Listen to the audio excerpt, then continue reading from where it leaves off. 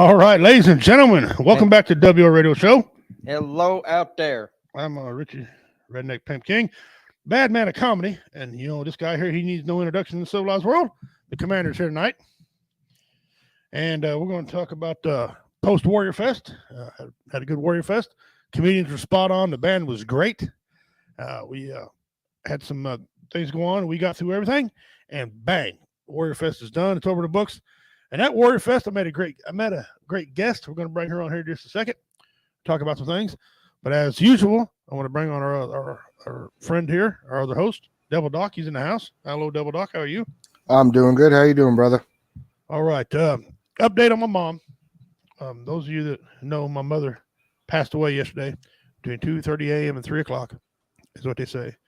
So we're in the process of taking care of things. There's a visitation tomorrow, one funeral Thursday, and then a celebration of life on Saturday. So we're going to get that done, take it out of the way, and start another chapter. So I appreciate all the warm thoughts and everything. You always kept my mom and all of us in your prayers. I felt it. Thank you all very much. I'm going to go as long as I can tonight. So if we say we're getting ready to end it, we're going to do it. Nothing against nobody. Just, I wasn't going to do a show tonight, but I promised this lady she can come on here and tell you what she does. There's a very important reason she's here. A very important thing that she does. But before that, let's get to my rant here. I always do. My wife was looking for an animal, okay, on Facebook on a site that's dedicated to finding animals. She sends a message, 24-hour ban. Someone explained to me how you got a site for animals, buy, sell, trade, giveaway, whatever, and then she gets flagged for a 24-hour ban for doing what they're supposed to do on those type of sites. I mean, with someone with a high education, please explain to me, because I'm rather dumb. I don't get it. You put this site out there for people to ask about animals, and then you get them banned? Woo! It's like beyond this door is another dimension, a dimension somewhat like ours, but yet totally different. I guess, man. So those of you watching, I'm not ignoring you about my mother. Condolences. Thank you. But as soon as the band's in it, I'll get on there and take care of that. So, woo, yeah, it's been a strong 24 hours. For me and the family. Congratulations to Mr. Dean Cerny, the first two-time mystery box winner.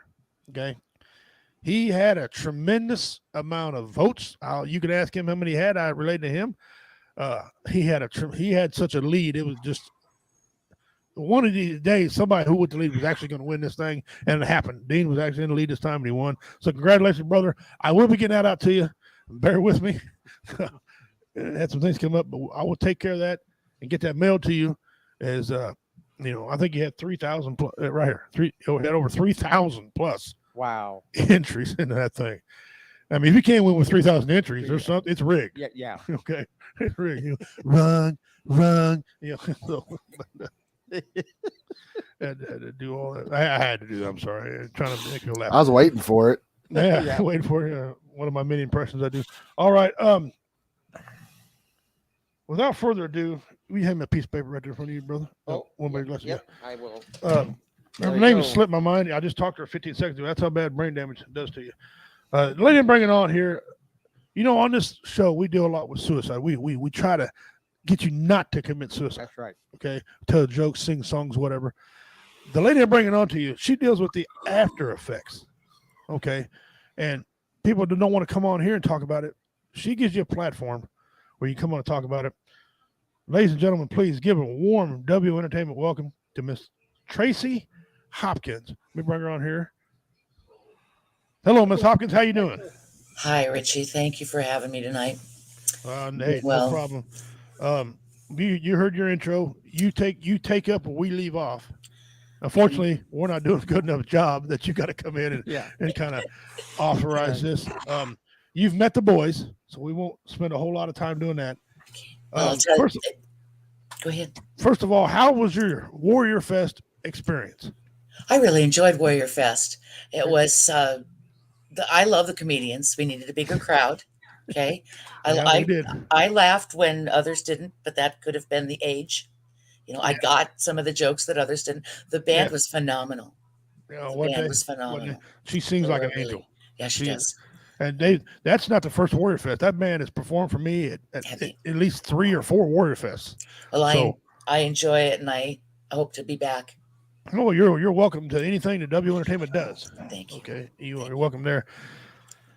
Well, we're going to get started here. I'm just going to turn this over to you because I'm a battling idiot. So I'm just going to say, please tell us who you are, what you do, and what you're about. Okay, well, obviously, my name is Tracy Hopkins, and I'm a realtor by profession. Okay, I'm truly. I have been trained by the American Foundation for Suicide Prevention to be a support group facilitator, and it's support for suicide loss survivors, people like myself, moms who have lost their sons. My son Reese took his life in November of 2013. It was just 2 weeks ago. It was 9 years. Um, there's parents who have lost children, children who have lost parents, siblings. If you have been affected by someone's suicide, you are welcome in this group. Okay.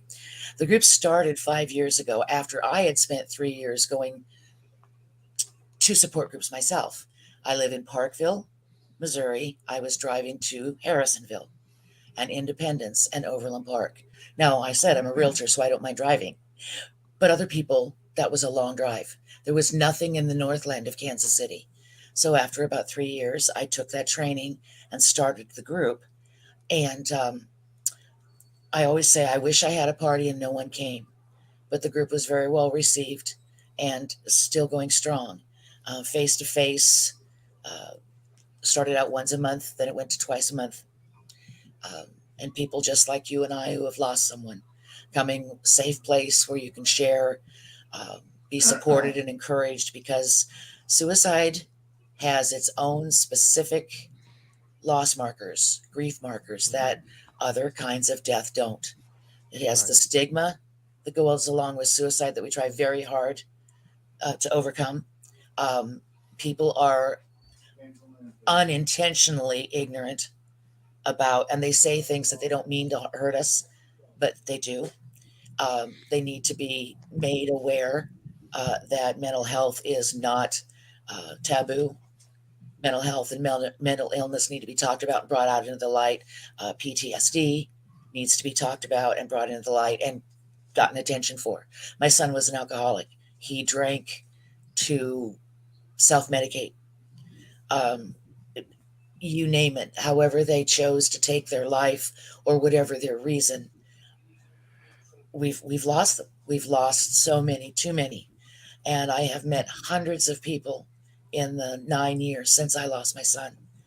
COVID hit in 2020 and we were all shelter in place. And I had about 20 people coming to group twice a month. And I thought, well, I can't just bail on them. So I started a Zoom group. And when I put it on the AFSP's website, advertising that it was available, it went nationwide. And I now have people from all over the country who call in on Zoom every week, just like we're doing here. New England, New Mexico, Florida, San Diego, Washington State, North Dakota, you name it, just about. And I have had someone from that state, or do now. We roughly have, and we don't have them all the time, but I have about 90 people who are considered members of the group. New ones coming. And not, you don't stay forever. You get the support and the encouragement and the hope that you need, because you have to find hope after suicide loss. You have to find hope after any kind of loss. Hope that you're going to move forward, carry that love you have for that loved one with you, carry them with you, and you won't forget, but you get through that real hard pain. And if anyone out there has ever lost someone to suicide, that specific loss, you know what I'm talking about. You and I talked, I think it was yesterday on the phone. And I don't want to use the wrong terminology here because I'm not trying to, but I've been involved in a lot of suicide. And I don't say that wrong. I explain it to you what I mean. Right. I've been around a lot of it. Let's put it that way. Uh-huh. it started. One of the first times I heard of suicide was I was in junior high school, and I never told this to the viewers. I'm gonna tell today. I had a friend named John Digrenese. I don't know how to spell the last name, so don't ask me. John Digrenese, and him and I did a lot of things together in junior high. Man, we were, we were taller than some, and we do a lot of things together. We both like to be athletic, and we planned on doing a lot of things. And he had a girlfriend that was on off. One day he didn't come to school. I think something's wrong. This guy's never sick. He was like me. We went to school regardless. And then the principal come down and got us all together and brought a grief counselor down. We didn't know what that was about until he said that his mom found him hanging in the laundry. And one of his suicide notes was he couldn't go on without his girlfriend. Okay. Well, that kind of messed her up because she automatically assumed that she was the one that caused it when it wasn't. Back in that day when we were young, that stigma was suicide. It's your fault, selfishness and all these words that threw out there. To blame. Yeah, they didn't. And, I don't know how she ever turned out because I never really found out. So that happened to me. And then I've seen it a lot in the service. And we had a gentleman on here, but we saved his life. I don't know if I told you about that. Well, a guy named Stan. He was on here and he was viewing, and he come in. And he says, "Guys, I can't go on no more. I'm thinking about ending it." Bang! We just stopped what we were doing because we run off a script. Yeah. Okay, there's no pep between the two of us here, and we run off a script. We stopped what we were doing, focused on him. Everybody in the comments, and we had 25 to 200 that night. I can't remember; it was a big number. They all turned and said, "Hey, Stan, we love you, man. Another day." And by the end of the show, we had him laughing so hard, he didn't want to commit suicide. He loved what he did. Unfortunately, 3 months later, he committed suicide. 3 months later, he died of a massive heart attack. And his wife turned around and said, "Hey, can you guys give us a hand? I don't want a hand. I don't want charity. I just need a little something to get me going." Until then, we had a 12-hour marathon for her. People donated money. And we got to the end of the show, and we were just a little bit short of her goal, right? One of the bands who do Warrior Fest with us come on and said, "How much you boys need?" They got in touch with her, and they wrote her a freaking check for the difference. Okay, so I've seen the power of that to go on, And Dean's friend, he remembers that. He remembers that whole. He was here. He's part of it. That was years back. Yeah, I remember that. So I've seen both sides. You guys did a great thing. That's amazing. But here's the one that really got by me, and the one that really hurt me the worst. My neighbor, and I say neighbor, he was 200 yards from me. I live deep in the country. 1,000 chickens to breed. How deep I live in the country. Okay, the mountain lion knocks on your window and says, "Hey, you got a steak?" Okay, that's how deep I live in the country. And he was an Army veteran, which made it worse for me. He was a veteran. He was an older veteran, a Vietnam veteran, and unfortunately, 22 a day. That's how many veterans we have commit suicide. The Vietnam veterans are high in that. The Vietnam veteran, you're almost there. Why not let nature take its course? I make him laugh with that because you're almost there. Let God do it. But he had a lot of medical problems, and I find that's a lot of things in suicide is medical. And he get over one thing and go to another. He get over that, go to another. One day he went out. He says, "I'm just going to take a drive." He got in his Chevy pickup truck, and it wouldn't start. And in his suicide note, he put in there, "If the truck would have started, I wouldn't have committed suicide. I would have just drove and thought about it. But because his truck didn't start, he thought it was a sign that nothing's going right. I just will leave." He sat down in a chair in the hallway. He put a 12-gauge slug underneath his chin, pulled the trigger, and made one of the worst messes I've ever seen. Right next to me, I heard the shot. I was checking the mail and heard the shot. About an hour later, he had these people come in and check on him. That wasn't hospice, but they were the people that checked on him as well. They drove by. They drove a gray Jeep Cherokee. I remember like it happened yesterday. About 10 minutes later, I seen him drive by. He was driving like this. She was sitting there facing him with her hands, and she was just frantically, like she was panicking. He was kind of a butthead, so I figured, okay, maybe he pissed her off. That was usually Johnny's deal. 3 hours later, we were in St. Joe, Missouri, which is about an hour from where this happened at. My neighbor called me. He said, "Hey, brother, the sheriff's going to be up by your house." I'm thinking, well, what did my two sons do? They were kind of hooliganish, I said, well, are they ramping around on the motorcycle or are they acting like fools? He said, "No, they found Johnny, blew his head off." I go, wow. Right next to me, a veteran I never knew. And that still bothers me because I'm in the business of helping people. I couldn't tell him a joke. I couldn't sing him a song. You don't want to hear me sing, but I would have tried to sing. I'd have brought somebody to help him. I could have brought in friends. We could have. He's a veteran. We could have brought him on here and had some talents. He has such great talent in woodworking.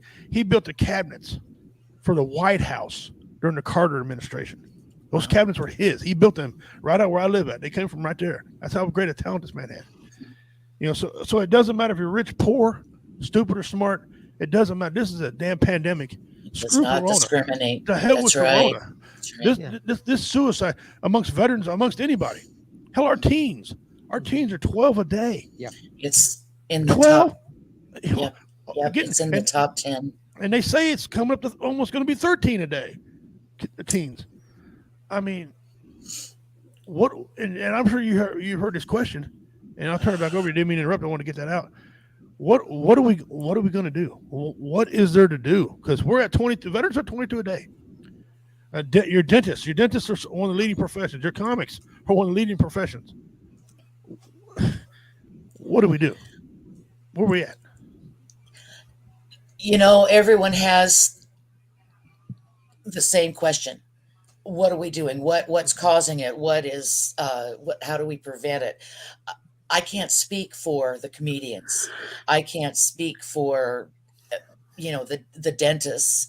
I know what the organization I'm involved with does, and that is raise awareness to bring suicide out of the darkness, okay, to make it something that's talked about over the dinner table. You tell your teenage kid, it's okay if you don't feel okay, but you need to tell someone. To educate yourself and educate your friends and family members and everyone that you know to recognize the signs. Don't wait for someone to say, I'm thinking about taking my life. If you notice that they're not eating right or not sleeping well, or they just look off or aren't talking, take control of that conversation and just say, buddy, and I know, guys, I know it's hard as men to do that. Yeah. But taking that step, seizing that awkward moment could make the difference. For that man, that stand to say, I'm ready to die was huge. He wanted to live. He wanted you to help him. Okay. Yeah. And you guys did what you needed to do. But if you educate yourself on, like I said, on the signs, and someone asked me after Reese died if I had seen any signs. Well, of course, as a mother, that was a stab to my heart. I wanted to say, oh, yeah, of course I did. And I just ignored them, but I didn't say that. And I actually said, yes, I did. Yeah. But I didn't know what I was seeing. See, that's the thing. Yeah. He died. Transparency and truth are where we got to start. First of all, admit, like you seen the signs, but you didn't know what to do about the signs. What they were. And some signs might be little signs that really, maybe don't need your attention. Then they got big signs that need your damn attention. Well, I was mom. He was a 25-year-old man. Grown man. Yes. Yeah. He didn't come running to mom when he had a problem. No, he drank, and made bad decisions, and it just spiraled out of control. Yeah. But as a parent, though, of course, we think I could have done something. I should have done more. That whole thing. Tracy, a lot of times there was something we could have did. But we can't do that to ourselves. No, we can't. Nothing changes. Just learn. That's a suitcase that you don't need to be carrying. We call that don't even pick it up. Don't even start. Right. That is something that you cannot carry. Right. We call it the shoulda, woulda, coulda. Yeah. And it will eat you up. Absolutely. Yeah, it will. That goes with about anything in life, with situations that come up. I have a lot of people that talk to me once in a while, not very often, but every once in a while. And there's people that'll come up and talk to my wife, BJ, total strangers. Now, I'm telling you, she'll go into Walmart. Okay, just for example, because I think that's where we spend about 70% of our time at the Walmart. She'll have somebody come up and just start talking to her and just spill their life story. And we'll walk on down the aisle and I say, who was that? And she said, I don't know. I never saw him before in my I life. ain't got a clue. But she said they needed to talk. So I just stood there and listened. She must have that. And that's it. She must give off that empath vibe. She does. Yeah. One of our viewers, Dean Cerny, a great guy. He put on there. I don't know if you can see his comment. He said, Robin Williams. You can't read it after the doctor today. So. I know you can't. I know you can't, brother. Robin Williams, something to the effect said, the funniest people you ever meet are some of the most depressed people you ever meet. Yeah. That's a lot of times where we get our comedy. It's funny stories and sad stories. And a lot of time it hurts. So we got to make a joke about it because it hurts. And, and it's just bad. And,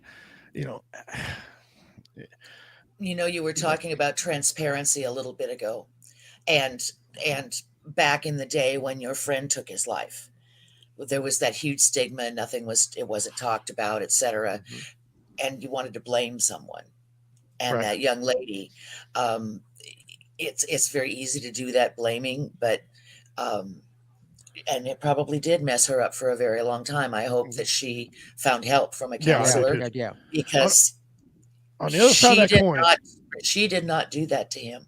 No, she didn't. She didn't hold the gun or hold the rope or whatever the case may be. Yeah. And a lot of times our loved ones do not tell us how sick they are. They don't tell us how sad they are until they're to a point that they can't.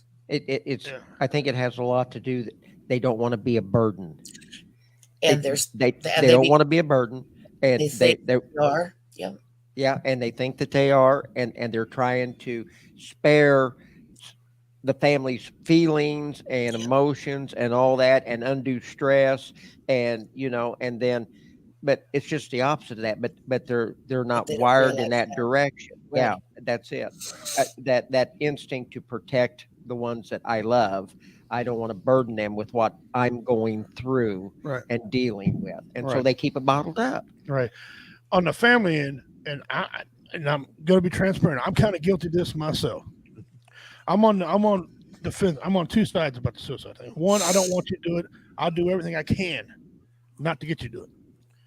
Unfortunately, on the other side of it, when it happens, I'm not very happy with the person. Yeah. I've made comments. I made comments like, this person's weak, because you're selfish because you hurt your family. And I have made those comments, and I'm truthful with it. I've made those comments.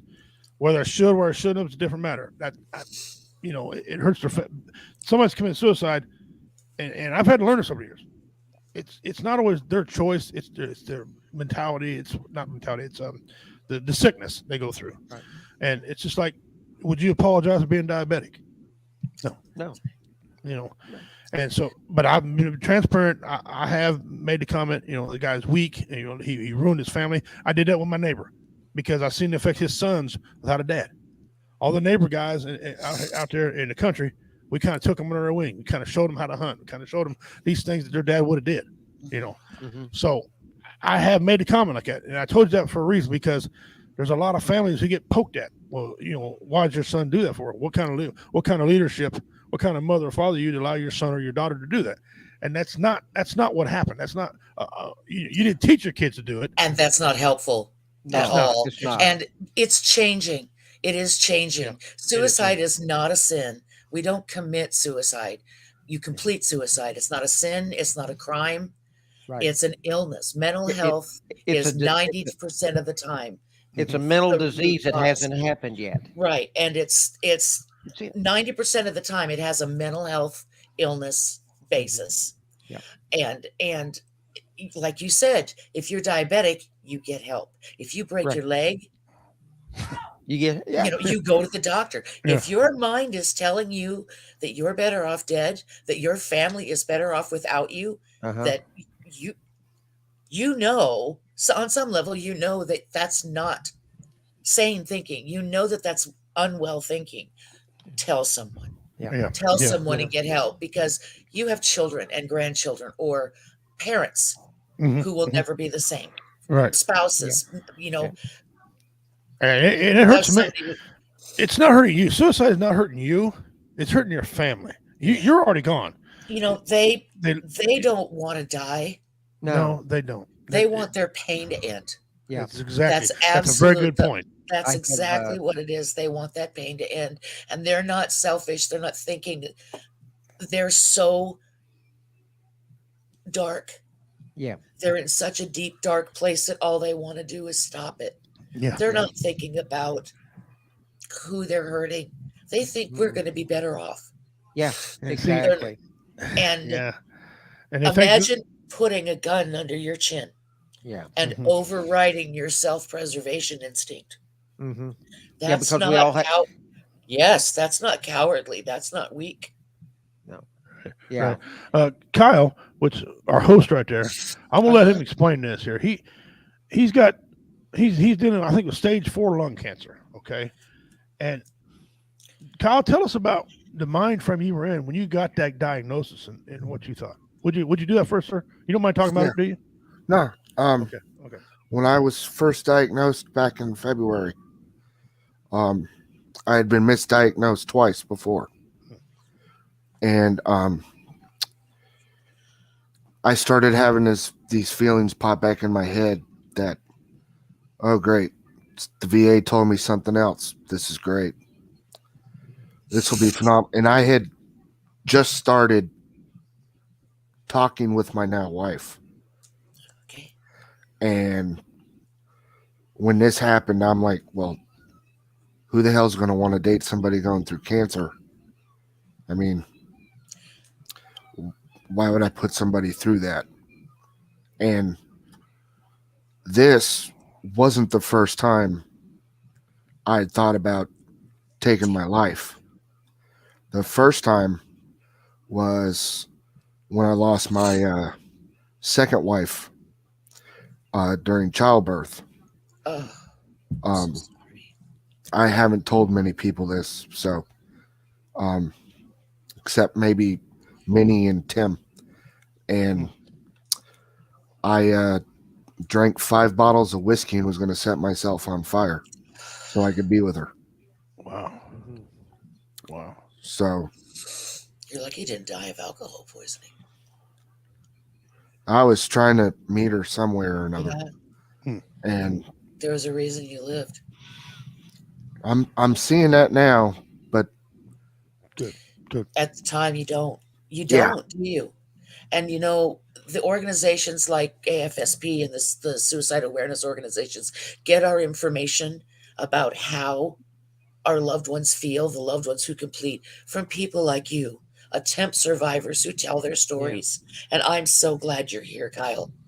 I'm sorry too. you're going Yeah. through your illness, but I'm so glad that you're here and that you didn't complete, because your life matters. Yeah. Obviously. Yeah, Yeah, we got a saying on here. We got a saying on here. A couple of things. One, everybody has value. You are not worthless. Because we hear a lot of vets who go to commit suicide say, "I'm useless. I'm Right. going Yeah, I'm Right. a burden. I'm a burden. I'm useless. I don't have any value." And that starts leading down the path. So we tell them to have value. But we also say, and you know, I say it, so I'll take the blame for it. I always say on here, except a child molester. Child molesters have no value. Okay. You know, We don't.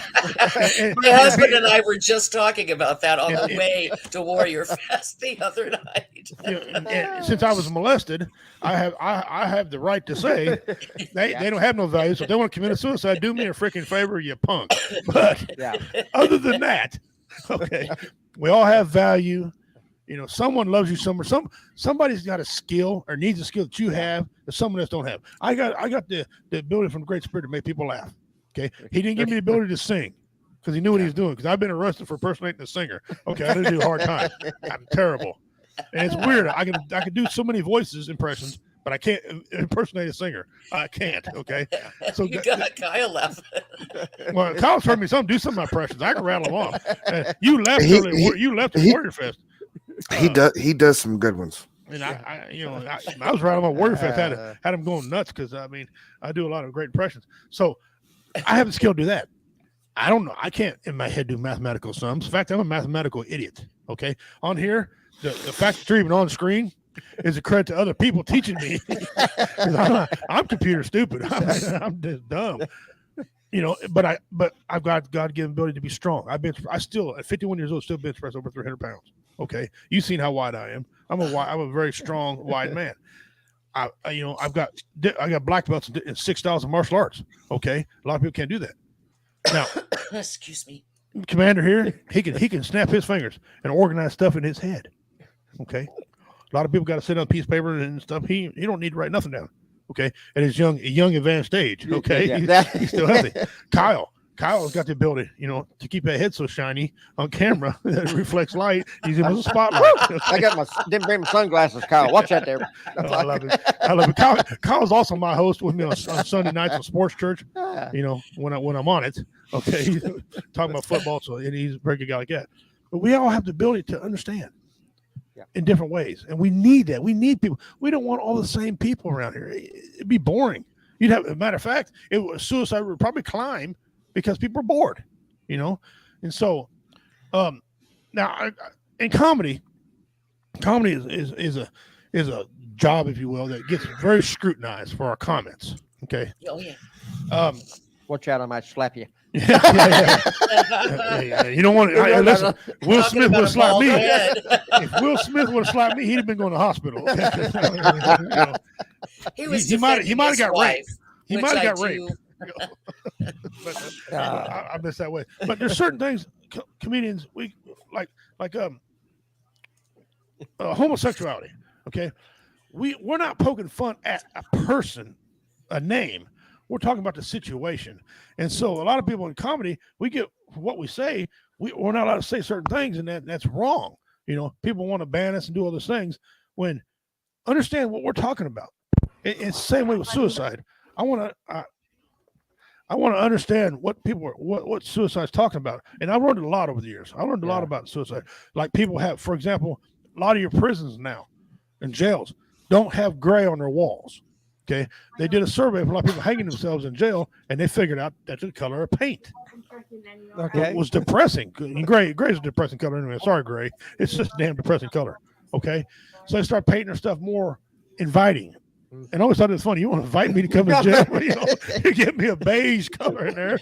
You'll go to jail. You know what? Oh, great! They got periwinkle. I'm gonna go rob a bank. I'm gonna slap my wife so I go to jail just because they got good walls. I wish they used a different terminology. It's very inviting. No. It's not inviting. Positive. It's not inviting. You get sodomized. You get sodomized by your cell, and you look at the color of paint. I sure like that paint. Come on now. Come on. But I get what they were trying to say. Yeah. Great. The sodomization might have rose, but the suicide went down. In jails. But seriously, it's color. It's color. It's what you watch. If you're watching violent TV shows and you're thinking about violence, stop watching a freaking TV show. But talk. Yeah. And I know me being a Marine, I was taught that I'm bulletproof and indestructible. I ain't talking about nothing. When I first seen my counselor, my wife came to me in 2009. She goes, "You're losing your family. You're losing your family. You don't like to lose anything you do. You probably need to go get checked out at VA." Well, I knew kind of what I had, but I didn't know the depth of it. Okay, so I go get checked out. I go in there now. I meet this guy. This guy's 6'11", tall, but he's about 2 foot wide. Okay, he looks like a lurch, but he's got a great sense of humor. Okay, his name is Dr. DeMark. Great sense of humor guy. He just damn. Okay, he could hide behind a light pole. You couldn't see him playing hide and seek. Greatest hide in the world, right? Greatest hide in the world, right? So he'd go hide behind a light pole, but he knew. Yeah. The first time I come in here, when he opened the door, he walked in first instead of let me walk in because I didn't want him behind me. He knew how to treat a person, right? And so I go in there, I sit down with him, and he put his hand on my hand. He said, "Do you feel like committing suicide?" I said, "No, I feel like killing other people." So he snatched his hand back off my hand. Okay, switched packets. He had 2 packets. He switched one. He got the suicide packet. Or got rid of the suicide packet. Went to the homicide packet, I guess, right? And he got talking to me. He goes, "You've been abused a lot, haven't you?" I said, "Yeah, you're good." He goes, "Yeah, listen, I don't have plaques on the wall for nothing." He said, "We're gonna pay you a check every month." I'm like, "You're gonna pay me every month? Sweet. Can I get a check now?" He said, "Well, I'll tell you what, I'll write you a check right now if you roll your shit little balls and throw them at people. I'll write you a check right now." I'm like, you know what? I smelled myself. Never mind. I'll wait. So he assigned me to a regular counselor, Dr. Pushkar, and she was such a great lady. She was murdered, by the way, by It's a long story, but she's a great lady. She looked at me one day. She talked to me. She goes, "How old was you? How old was you when you was molested?" Knocked me back in my chair because no one ever knew that. I never told a soul except my immediate family. And I said, "Oh wow, how'd you know that?" She goes, "It's written all over you. The grief you got, the anger you got. I've seen it many times." And I finally admitted it and come out and told her. I didn't want to tell everybody. I'm 5'11", 6 foot, depending on what police station I leave. And I'm a strong man. I'm a fighter. I didn't want to admit that because that happened to me. I carried this around with me for so long, and she figured that out. And the credit to her up there, she figured that out. And I didn't want to tell everybody. I didn't want to tell everybody a big tough guy got molested. I had to look at it like this. I was a little boy. I couldn't do nothing about it. Mm-hmm. I can now. Try it now. It ain't going to work out too well for you. Okay. So I understand people don't want to talk. They don't want to admit it. Here's my answer to that. Who gives a shit? Yeah. Are they living your life? Are they paying your bills? Who's having with you? Yeah. You and your wife are the only two people you got to work with. Doc, who gives a shit? Nobody. You and your wife. So to the Marines and all the military guys out there, no, who cares? Who cares what Joe Blow thinks? He run his mouth. He got something wrong with his life. Get some help. Let's keep you around. Okay. Yeah. And Tracy's on here. Tracy's on here giving you an avenue, man, to sit at your house. If you don't want to go to a group, you don't have to. Get on Zoom, man. Get on Zoom. These people are going to judge you. Yeah. They don't care. They ain't going to judge you. They want to help you. They want to take that gun out of your mouth. They want to take that poison out of you. They want to take that rope out of your hand. They want to do that for you. Damn it, let them do it. If they want to do it, let them do it. If you want to hear some jokes, you want to let us tell you these jokes. Let us get a band to sing to you. Damn it, we're here to help you. But you got to take that first step, boys and girls. You have to take that first step. And God bless you, Tracy. You're here. Yeah. You're here cleaning up, and helping. And there's a place. There's a place for you. Yeah. Hey, Tracy, I got a question. Sure. Out of this group that you've gotten started for this support, for family that have lost loved ones to suicide, and you said it's all, you got thousands from all across the country now. Right. Okay. Mm-hmm. When you all get in these group sessions and someone stays with you for a while and they get ready to move on, is there something in there to where these family members that have lost loved ones have been able to maybe learn how they can go and start and spread this network of support out there? I have had people who have. That's a question, man. That's a great question. Thank you. Yeah. So many people come to the group and the loss is very fresh, or they're beginning to deal with it, whether the loss is 2 years old or it happened when they were a child. Right. But they're starting to deal with it. And when they're ready to move on, they have asked me, I would like to do this in my community. How do we go about doing it? And I do send them to the AFSP, the American Foundation for Suicide Prevention. That's where I was trained. Okay. I don't know of other training, but being a facilitator is not a counselor. I keep the conversation going. I encourage people to talk in a safe space. People cry, they yell, they scream, they swear, we laugh. We talk about movies and our pets. We tell off-color jokes. We talk about life and how we're living it while we're carrying this horrible grief with us. I like that, because a lot of times when people are carrying grief with them and they go to talk to somebody, and I'm glad you and this organization exist, because a lot of times when someone is really grieving very deeply and they go and they talk to someone that they think they can talk to, they run into this situation to where whoever they're talking to and trying to vent to tries to fix their problem for them. And there's no fixing that. All they want is just someone to vent on, and all they need is just someone to have an ear so that they can vent into it, but not to have somebody turn around and try and fix their situation, because it's not fixable. It's only something that they can do themselves. Well, and we have to work through it. We have to deal with it somehow. We have to learn how to live with the loss. And with a suicide loss, it's so specific. Only it seems like only someone who's lost someone to suicide gets you. Right. And Um, I'm very fortunate in my family that well, I'll say it this way. I'm not aware of anyone in my mom or dad's side of the family or in my immediate family that has we've lost anybody to suicide. died by suicide. Uh, but I do know that losing someone to suicide is so much more deeper and harder to deal with than it is. I mean, all death is difficult, natural or by an accident or whatever, but it seems like it affects the dynamics of the family deeper when it's a suicide. And I hear so many people a lot of times say, well, how could anybody be that selfish? How could somebody do that to people that they claim they love? And my response always is, I said, what a shame it is to be in a situation in your life to where you think that's the only out that you have. Thank you. You know, that's That's that's the pastor that's talking in me. okay. You know what I'm saying? That's very good. That's You know, what to be needs to be in shared. that place in your life that you feel like that's the only outlet you have Right. has got to be one of the loneliest places in the world. Exactly.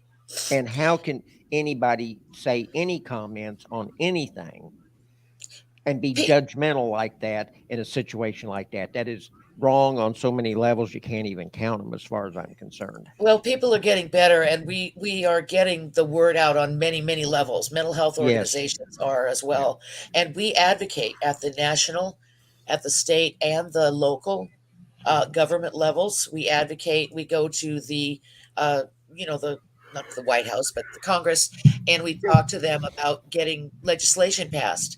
Right now, it's about getting education for teachers when they have to do their continuing education, Yes. teaching them what to look for and how to help a child in their class if they're feeling suicidal or feeling Exactly. right, getting help that way. So Yeah. Yeah. the when we changed the 988, that was directly from lobbying and the advocating that the suicide awareness organizations Yeah. did. Yeah. Yeah. And So we've been spreading that 98 around all over. I know Yeah. all the fantastic. veteran website. I deal with three of them. BV Nation out of Oregon, VRS. I think they're based out of Ohio, and then us on here. We're all the time talking about 988. We tell veterans, look, if you can't get a hold of veteran uh, things, VA or anything like that, 988, brothers, Right. 988. Call it. Right. Whatever tool, and we like these tools. We collect these tools that we Oh, you get, bet. and we pass them out. One of the things the VA is doing right now, and they're getting a whole lot better, Yeah. and they've really gotten better over the past few years, Yeah. and I hope it's so. getting better now Okay. because of the mental illness and with so many veterans committing suicide. Mhm. That if you call the automated line to check on an appointment or get a prescription refilled, that's the first thing that's on there that they talk about immediately. Give a Mhm. phone number, call here, call this. If you're thinking about it, you can go to this number right now immediately. We will connect you to a hotline and you can talk to somebody. So the awareness of this is really picking up momentum. Yes. The So VA has always had the awareness of it, but the action, but they're only as able to do what they're able to fund. right? Right. Exactly. Well, When and budget another thing, cuts cut the VA, they can't do the things that they need to do when they don't have the money. But Right. I'm glad to hear that they have progressed to Well, that. what they're doing now is they have what they call community care. yes, To Uh-huh. lighten the overload into the VA system, right. because I'm on community care myself now Yeah. for other medical reasons. Yeah. And so now they can get you put out to community care Mhm. and get you into the civilian sector.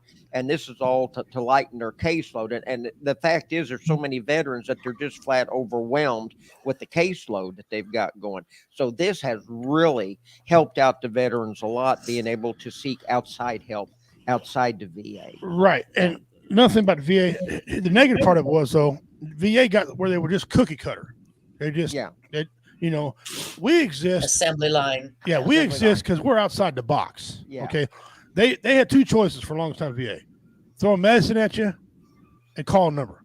That's all they would do. So we exist, and BV Nation and VRS exist because we do comedy. We do bands. We talk to somebody. Right. We have a kinship with a veteran. Okay. A lot of veterans want to talk to another veteran who knows what's going on. A lot of times when you call that number, it usually was a civilian and they didn't understand the plight of the veteran. Okay. So they changed that now. They got veterans answering the phone talking to other veterans. And that's great. So VA was lagging behind for a long time, and now they're starting to catch up, and that made our lives easier also, because now they understand that. Well, listen, W Entertainment has a show. Maybe you want to watch a couple of the podcasts. Us or Roy. Roy has a show on our network, and he's one of the comedians. The black comedian you seen? Yeah, that's Roy. He's spoke with him for quite a while. Yeah, he's got a show on this network as well every Tuesday and Thursday at noon, and so now we take over. Okay, the VA said, watch us. Let's give you something to watch. And we talk about news. We got funny memes. We do all kind of silly shit. So every veteran can have something to take away. Yeah. So he can go to sleep at night, wake up again tomorrow. We want them waking up. And you're on here. You don't still deal with veterans. You deal with everybody. I deal with anyone. You got a big plate, okay, that you're trying to serve. And damn it. And I'll say, damn it, we appreciate you. Yeah. The family and friends of those who have passed is who I deal with. And my wife loved you at Warrior Fest. She thought you was a distinguished hell of a woman. Okay. Oh, really? For what you're doing. And so my family appreciates you a lot. I had comments, the people that were there said, what was that lady about? I said, well, you should have walked up and talked to her. And then I told them, like, well, we didn't know that existed. Bang, right there. Boom. Right there is the word that we need to get rid of. Or the sentence, I'm sorry, the sentence we get rid of. Yeah. I didn't know they existed. Didn't know support groups existed. Yeah. They didn't know they could sit at home privately and talk to them. And they didn't know that. They didn't. This stigma here for W Entertainment. I hear people say, I didn't know you guys existed. Yeah. I've told people that's what we do here. And they say, well, how long has that been around? The gentleman that founded it 8 years ago. I bought it, last year from him, and I was with him for 4 years. So, we've been around a while, and we show up these towns like, what is W Entertainment? 22. We didn't know 22 veterans that commit suicide. I'm not saying people are ignorant. People just unaware. They're unaware because they're so busy. Yeah. Life's got there's so much to share. But since I've been listening to you. Go ahead. Fortunately, it takes money. It takes awareness to make this thing work. And so we got to figure out how to get these things together. Yeah. Get us going first, and then get the money going on, so you could come in and get the money going on and help with your programs, or we take off. My group is absolutely free. Yes, I pay for the Zoom myself. I don't ask for money. I don't ask for donations. Anything I do is free. I do it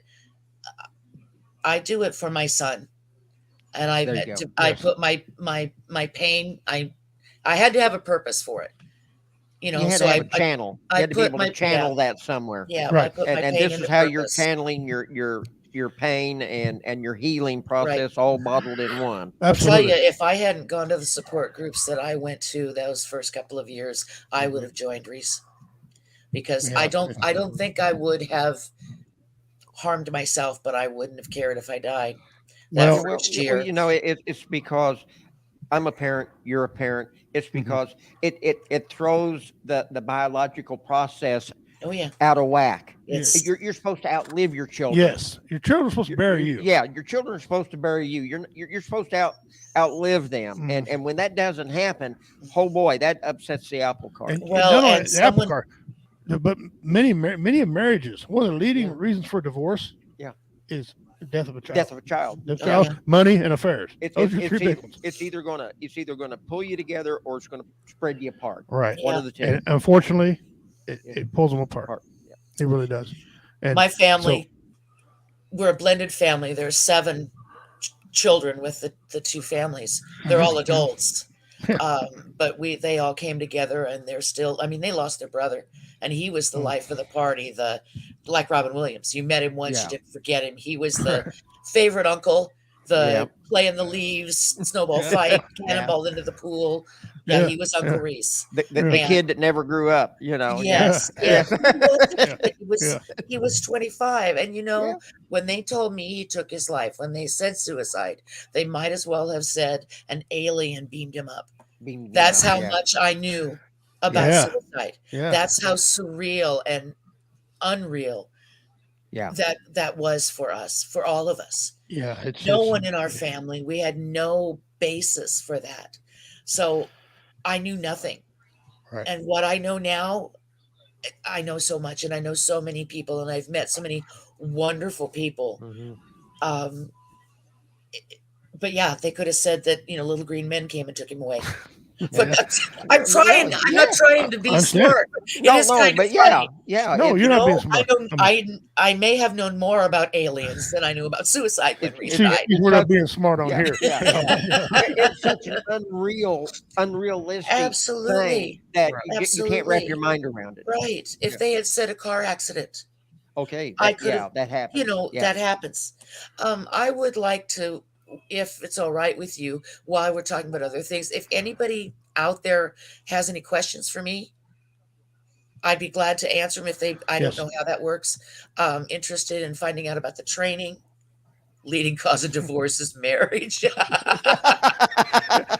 Dean Cerny. He's one of our guys. If you're just tuning in, we're here with Tracy Hopkins. What a lovely, wonderful lady, taking up the fight. Where we leave off, she's pulling that fight. She picks up the torch and runs. And helping the families. There's families out there that's so confused about their emotions, what to feel, what not to feel. Is it okay to do this? It's okay to grieve.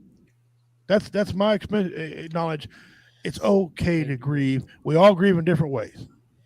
Yeah. But do not put that gun in your head. Do not put that bottle in. No, there's other avenues. I mean, she's here for that reason. So, any questions you guys got, feel free to type in. And if you guys who watch this after it's recorded, because we got a lot of people watch it later on, if you have any questions for her, she's going to give her information on here, right?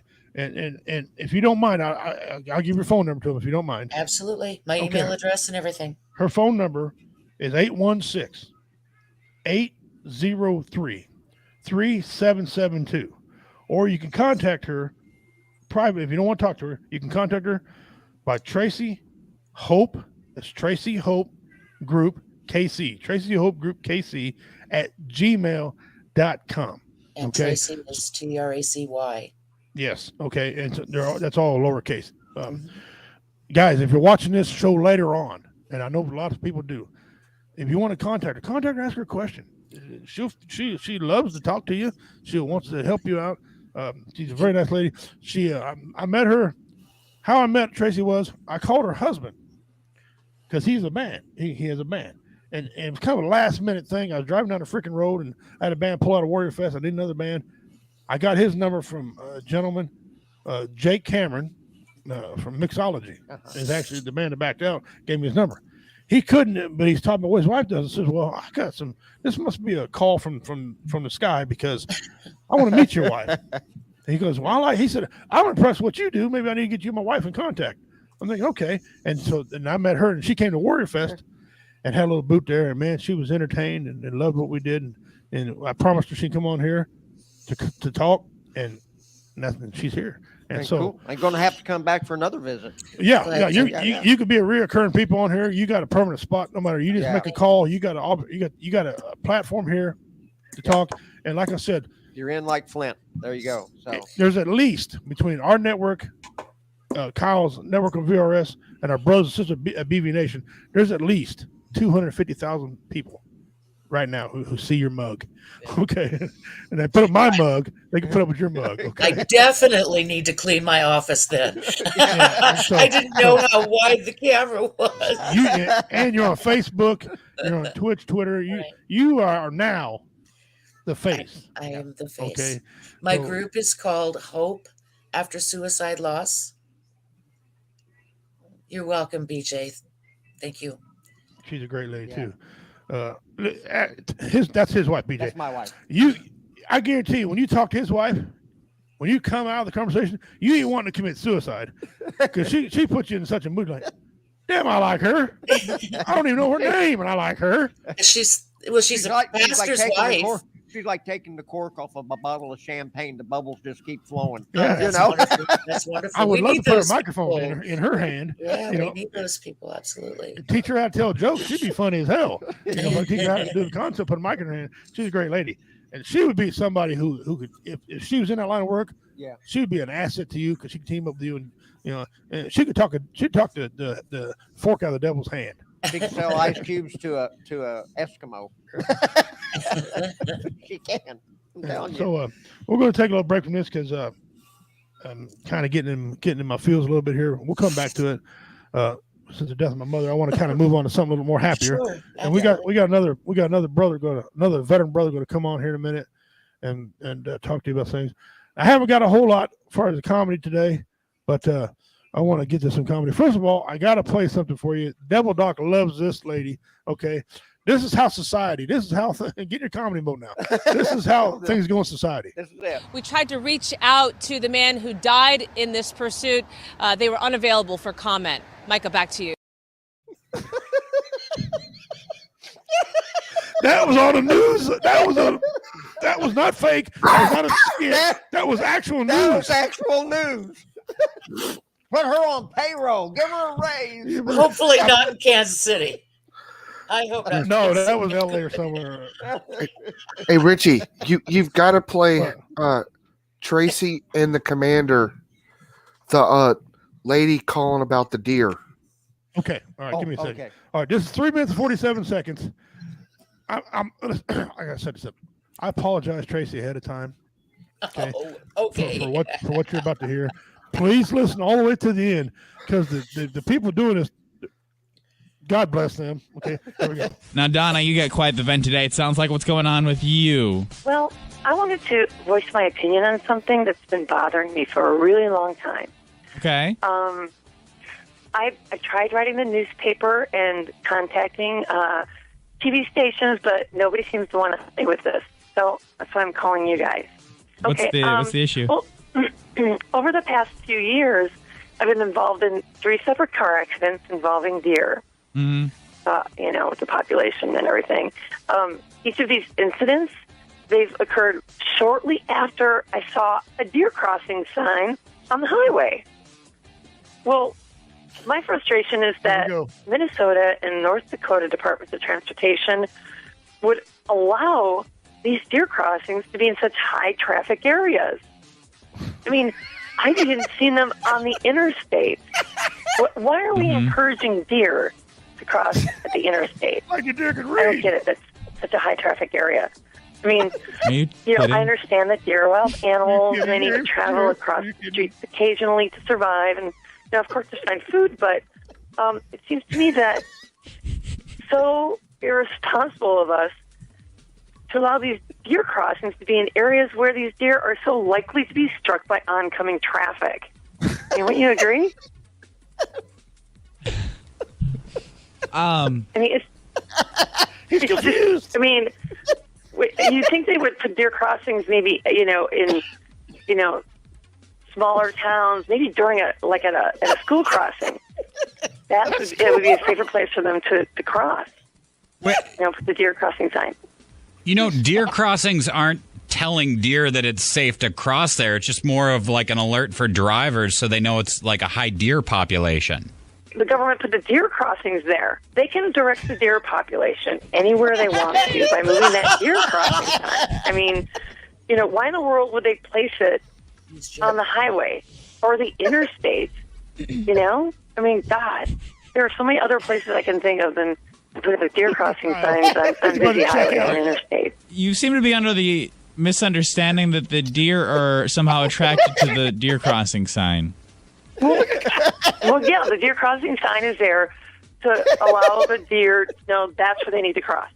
No. Right. No. And all these car accidents you had involved a deer after you'd saw a deer crossing sign. Exactly. She's I mean, pulling a prank. I'm trying to watch out for the deer, but speed limit's 55, 65. How am I supposed to, you can't brake really quick if if the deer just is crossing in that deer crossing area. So you'd like to see these signs move somewhere safer? Right. If we can move them. Like, the woman don't put deer crossing signs on the interstate or freeways. Put them in lower traffic areas. Somewhere where the speed limit, a lot slower. Maybe small towns. I don't know. I think school crossings is a good idea.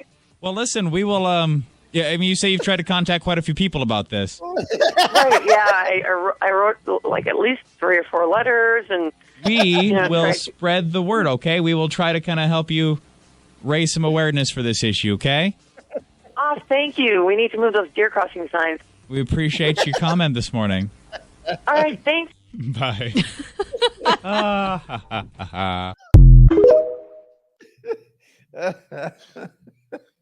No. She had to be pranking him. No. She was serious. No. She's dead serious. Listen, boys and girls.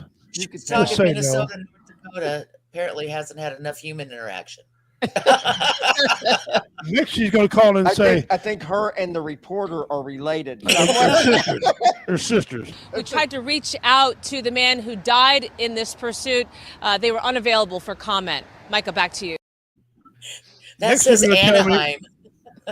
Yeah, California. Yeah, next they're going to tell me that deer don't eat banana because they ain't got thumbs. Yeah. They can't peel them. So we need to give prosthetic thumbs so they can peel banana. These are people that. Now listen, I don't want her to commit suicide. No, But common damn. sense. They don't have But any damn. common sense. They are allowing those people to vote. Yeah, those people need to stop voting. That's all I got. They need to, when you smoke weed, it's puff, puff, pass. Puff, puff, pass. They let that woman procreate. Yes, they have. And she has a degree. Oh gosh, Holy cow. I laughed so hard.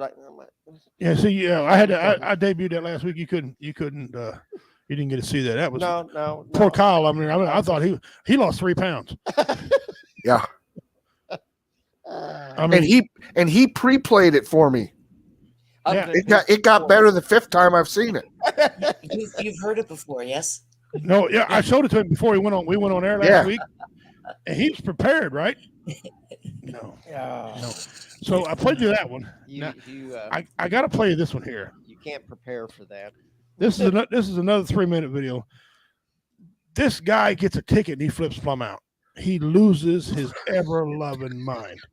If this had been me, I'd have had the SWAT team come in and arrest my ass. Okay, so and forgive me for the language ahead of time. Okay, there's adult language, but you know what? Here.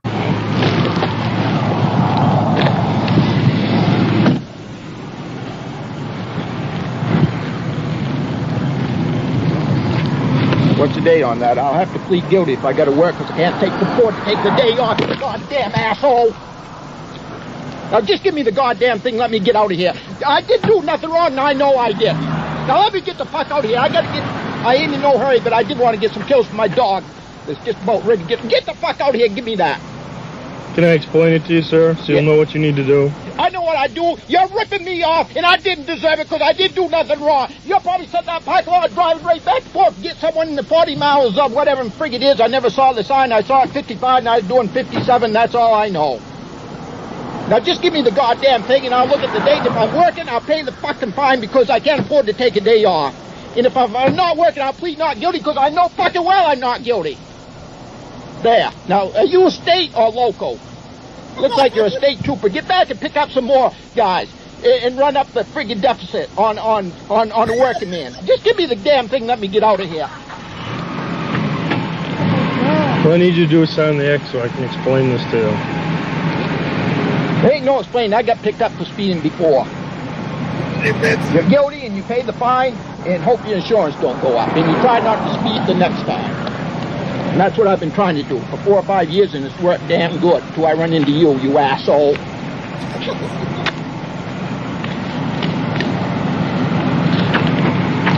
Green copy's for your record, sir. I don't... All right. White copy needs to be mailed in within 20 days. Okay. Make sure you read the... I can't read, and I put this stuff away. I get bills in the mail all the time. I don't even look at it. $7 glasses here. All right, just tell me what I do. Lincoln Court? No. Where? Read the instructions here. This says you have 20 days to respond to this summons. Read the back of this hard copy. This will explain how you can have a trial if you want one. On the back, that'll explain it. Attaches an envelope. See? Put a stamp on that, you mail that in. They'll tell you what to do. I can afford the stamp. The fine's right here, sir. It's $137.50. You're fucking crazy! I get it! You're fucking crazy! My wife took money out of her goddamn account where she's working to pay my fucking insurance so I wouldn't get picked up. You're fucking crazy! If you don't pick this up, sir, I'm going to summon you for littering. I'll pick the goddamn 100. Are you fucking crazy? I wasn't even speeding, you goddamn asshole! $100 and some dollars?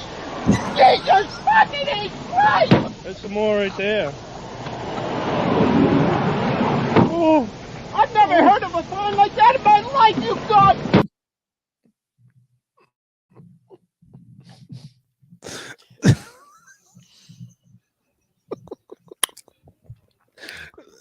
That guy's over caffeinated or something. I don't know.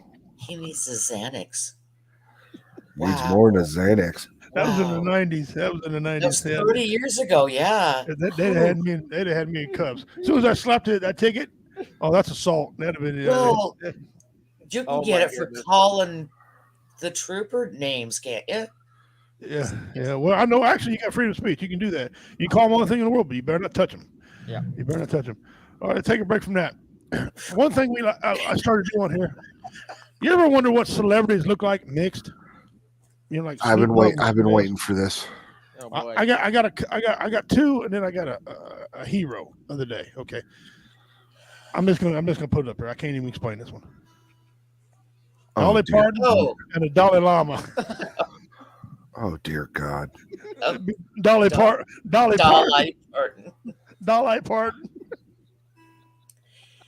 Oh dear God. Wrong. We're going to hell in a handbasket My really mom's quick. right now, get ready to slap me in the back of the freaking head. She's like, I didn't know he did this. I'm sorry. Let me handle this. You're going to Wow. Yeah. When he gets up here. All right. Oh, this one's sorry about that. Jay-Z and Ice-T. Oh God. Oh man. That's no. That's not much of an improvement. Just gave him more hair.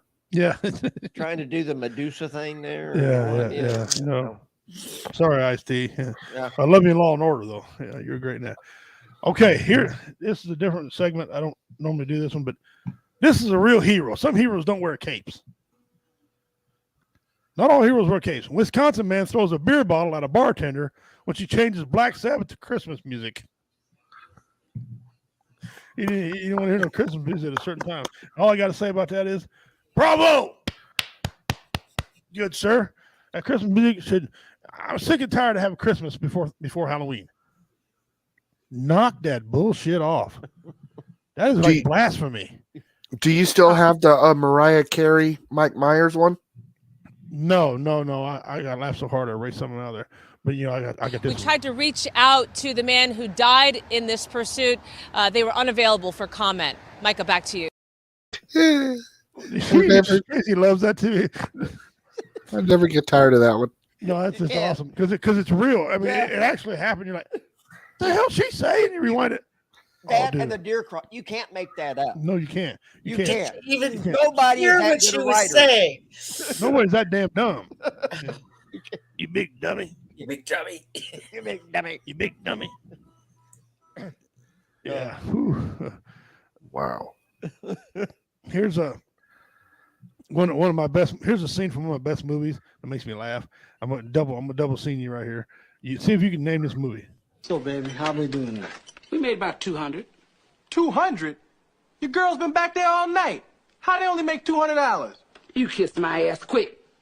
I don't never say nothing to you when the crap table and the bar come up short. Because the bar and the crap table never come up short, just the girls. Now, calm down, Vera. Kiss my ass, sugar. I want to know what it is Quick is trying to say. I ain't trying to say shit. You in charge of the girls, right? I am in charge of the girls. Are you in charge of the girls? I am in charge of the girls. Okay, the girls are always coming up short. All right, let's get the shit out in the open. The girls are always coming up short. Even when the place is packed, the girls come up short. Now, either you or them got a problem with their arithmetic. Are you saying I'm stealing? Man, just say you stealing beer. Now come on over here and sit down and shut the fuck up. You shut the fuck up, Benny. I would tell you to kiss my ass too, but you probably can't find it, you blind motherfucker. Fuck you, bitch.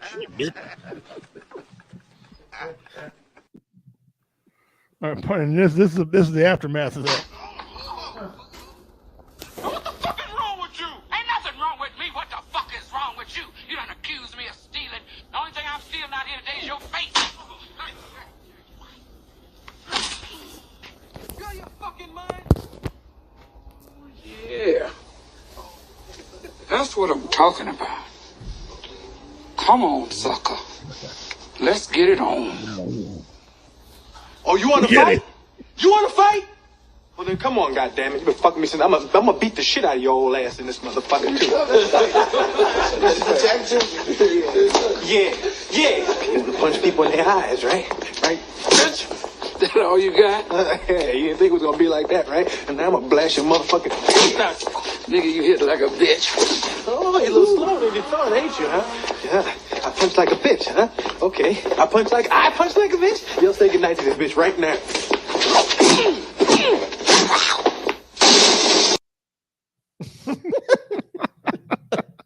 Part three of that, she gets on him and beats the crap out of him with a trash can lid and screws his world up. He gets up and shoots her. Or he pulls a gun. Barry, you better knock it off. He goes, oh, you want to shoot me in my pinky toe, huh? And she takes the trash can lid and works him over. Then he shoots her in the fucking toe. It's a hilarious movie. If you haven't never seen Harlem Heat, go get it. Go get it. Your microphone's hang on, you're muted again. What the hell happened? No, That's okay. Yeah. Harlem Heat, man. Heat. Okay. Yeah. I I'm haven't seen telling you. Eddie Murphy in anything in a long time. That's Well, he's that's young back- in that. Well, really young. not only is he in it, but Richard Pryor is in Yeah, it. He's like the leader. Red Fox. Fox. You know, Red Fox. Yeah, Red Fox is in it. Yeah. And So, who is the woman? Della Reese. Della Reese. Yeah, she That's played right. also on Touched by an angel. That's what Angel. Yeah. Matter of fact, when Red Fox died, this TV series, his new TV series, he did, that was his on-screen wife. That was his on-screen wife, and she's the one that said, when he had a heart attack, it said she's hollering, he ain't faking that shit. Somebody call his wife, and they come over and they couldn't revive him. He died on stage. They couldn't revive him, and she was there and she talked about him, what a great guy he was, and what he was on stage. Was not what he was in real life, and what a great guy, from St. Louis, Missouri. Guys, I want to welcome in a good friend of ours, a veteran, one of the founders and owners of VRS. If you ever want to go in there and talk, this is my guy you got to talk to. Bring you on. He's my good friend. He's helped me out in many a situation. He's checked on me at least 10 times already. Hang on a minute. He's a real good friend of mine. Please welcome Benny. What's going on, fellas? Ma'am, how we doing? Hey, hello there. Hello. What's up, brother? How you doing?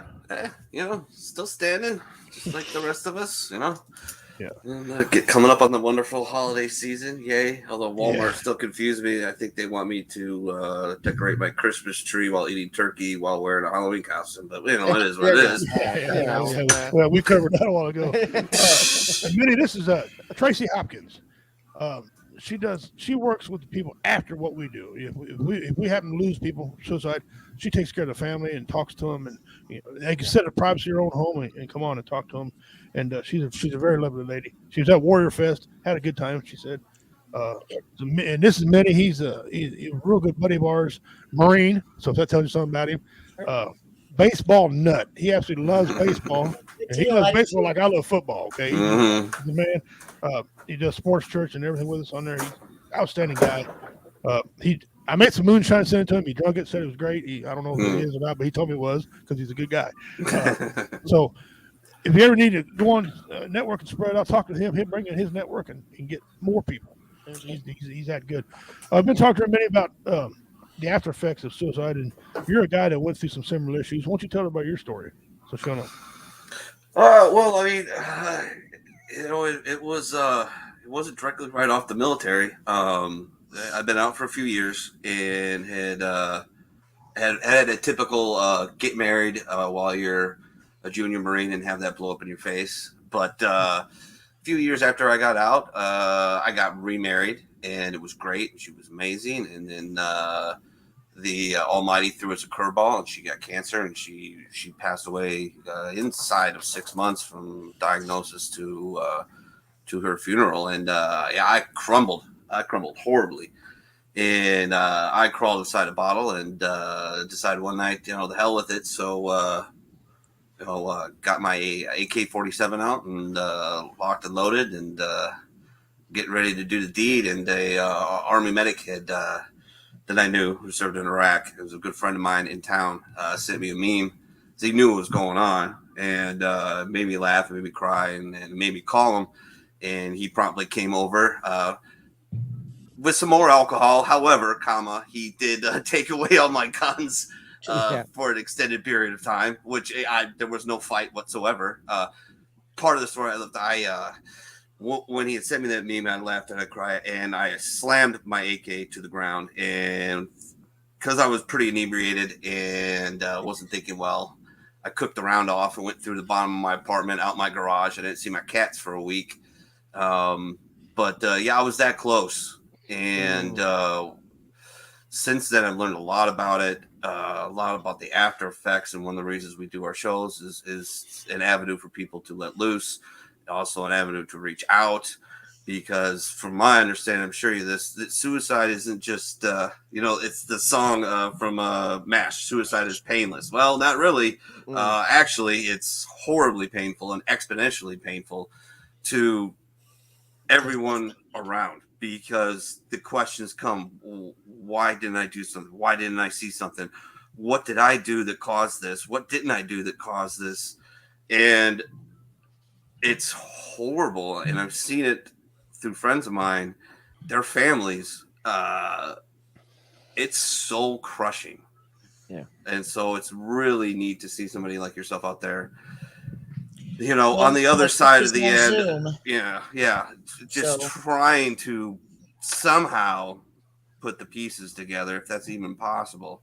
Well, my group has been in existence for 5 years, and I've had hundreds of people come through in that 5 years. It started out face to face, and since COVID, it's gone to Zoom, and it's nationwide now.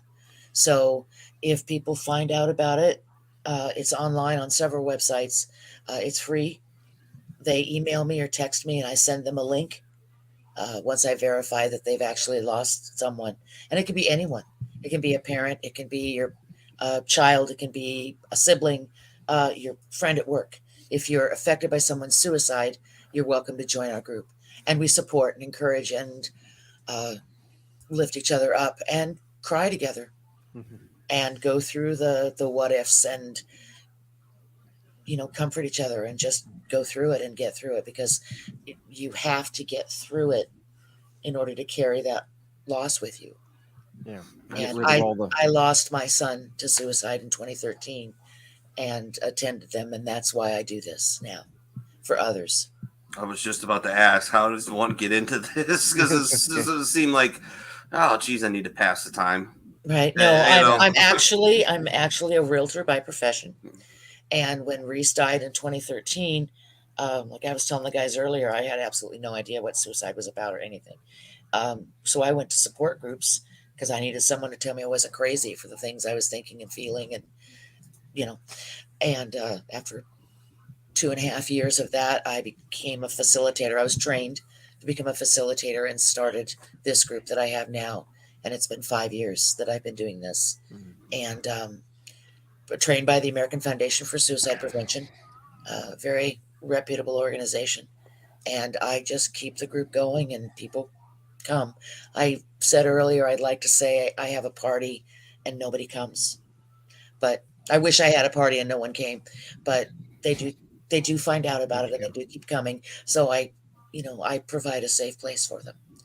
Outstanding. Yeah. It's hard, but it's worth it because nobody understands like someone who's been there. And you guys are vets, you know that. You can't talk to me and have me say, I understand. Because I haven't seen combat. I'm not a vet. You guys understand each other. We understand. We understand suicide loss. Yeah. What's one thing that you could tell people in your group? One thing to alter their life to get them through what they're doing. I know. We always say somebody change something that'll help you. What's one thing? What's one piece of advice that you would give a family?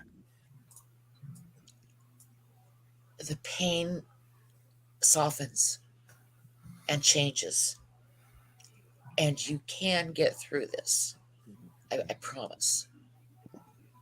It doesn't happen fast, but you can do it. You have two choices. You can join your loved one, or you can figure out how to live without them. Yeah. So. Nice. Yeah, I have my daughter's adopted grandmother, because my wife's parents and my parents were passed away, and my daughter wasn't very old when my mother passed away, and then on my daughter's first birthday, my wife's mother passed away. Wow. So we were at church one day, and they were having bring your grandmother. You know that the girls were doing something with grandma. Oh, yeah. And my daughter looked up at her mom and says, "I don't have a grandma." And so my wife looked at our daughter and says, "Well, you're just going to have to pick one." And she picked Grandma Dorothy. And I'm heading this direction here in just a minute. Later on in years, we found out that Grandma Dorothy had two sons. One passed away here a few years ago of a heart attack, but her youngest son was a Marine, and he committed suicide. And she's talked to me and Julie and the wife several times about, and she talks about both of her boys that are gone now, but especially the one that committed suicide. And she carried her, and Papa Joe, he just sort of crawled off and just shut it down. You know, he just shut down, didn't talk about it or nothing. But Grandma Dorothy had to talk about it, and then we would listen, and she'd talk more, and I go over and do things to help out, and it'll always eventually come up, you know.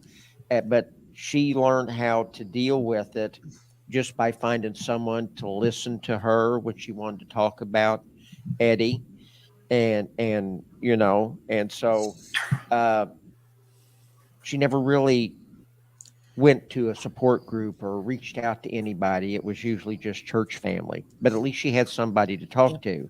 But I was just thinking, years back when this happened, if there would have been an organization like this that she could have reached out to, it would have probably been a whole lot. She would have healed quicker. You know what I'm saying? But you know, there's so many people. Yeah. So organizations like yours are an absolute blessing. Well, thank you. They are a blessing. And I am so glad that you're on the back side of this program. If there has to be a backside to this, I'm glad I'm there. I'm glad you're there. Yes. I wish there wasn't a backside at all, but unfortunately, that's not the life and world that we're living in. So there is, unfortunately, a backside to all of this, 22 a day. And so hopefully one of these days we'll be able to increase more awareness on suicide. And it's getting there. It's, you know, it's the ball has started rolling downhill, and it's picking up momentum. And as soon as there's more awareness and it's more in the forefront of everybody's mind, instead of being shoved to the back of everybody's mind. And I find out a lot of times it's because people don't want to admit that we have certain problems in our society. Like it makes us like we're a weaker society because we have a problem here with this. And we're not. Actually, it's shown that we got strength to reach out and help people in many different ways. Or get the help you need. Yeah, and get the help you need. Yeah, it takes courage to say I need help. Yep. It takes courage to say help me. You're right. Help me. Yeah. A weak person won't seek the help, but a strong person will help me. And we got to get that stigma reversed to where more people can say, help me. Absolutely. A strong person also relies on his family. If you got a good family base, like a good partner, and they mean well for you, and they're trying to help you, a good person will say, you know what, I'm gonna do that. Thank you. Yeah. I did it in 2009. My wife, Minnie met my wife. He loves my wife. My wife's like, when Minnie met my wife, he's like, wait a damn minute. She's pretty, and he's like, damn, he's ugly. And he still can't figure out how the hell I landed my wife. He's like, I gotta ask you something, man. You got any money? you got pictures of her and showed it to her dad, or is that how you married her? But yeah, but my wife pushed me in 2009 to go get help, and I thank her for it. And I relied on, I'm a big tough man, but my wife pushed me to go get help. That doesn't make me any weaker of a man. I still bench over 350 pounds. I still have black belt martial arts. I still fought in a cage. I still got the pedigree. But my wife helped me to go to see. Ain't nobody give a crap. Who cares? You care what they think? And that's something she had to play a certain card. Appeal to my manhood to get me to go do it. And so having a good family base. And family is not all blood either. I mean, I look at right here. This is family to me. We're all family here. We could call each other anytime, any day or night. Each one of us has called each other and said, "Man, look, I'm struggling. Well, what's wrong with you, brother? Tell me what's wrong." And they just shut up and let a person talk. Yeah. It's half the time. I mean, when I talk, it don't even make no damn sense. But yeah, okay, great. What are you talking about? They won't tell me that, but they're a good family base, and we need that. Dean Cerny, he's a guy you could call up. This guy right here. And he'll listen to you. He looks like Bigfoot. If you see Bigfoot and Dean in the same area, there's no such thing. Dean, he is Bigfoot. And he'll tell you all the time. People put his number on there. That's family, and that's what we need. We need a lot of people like that. Them other jokers, ha ha ha, ha ha ha. Fuck you. I'll say it. It's my network. I'll say it. You eat a bag of nothing. Shut up. And so, Minnie's did it. Devil Ducks Bennett did it. You've heard so many stories. You could write a book of what you've heard, Tracy. I promise you. I could write a book of what I've seen, although it might not be PG. But, someone asked me when I was going to write a book, and I can't because everything I hear is confidential.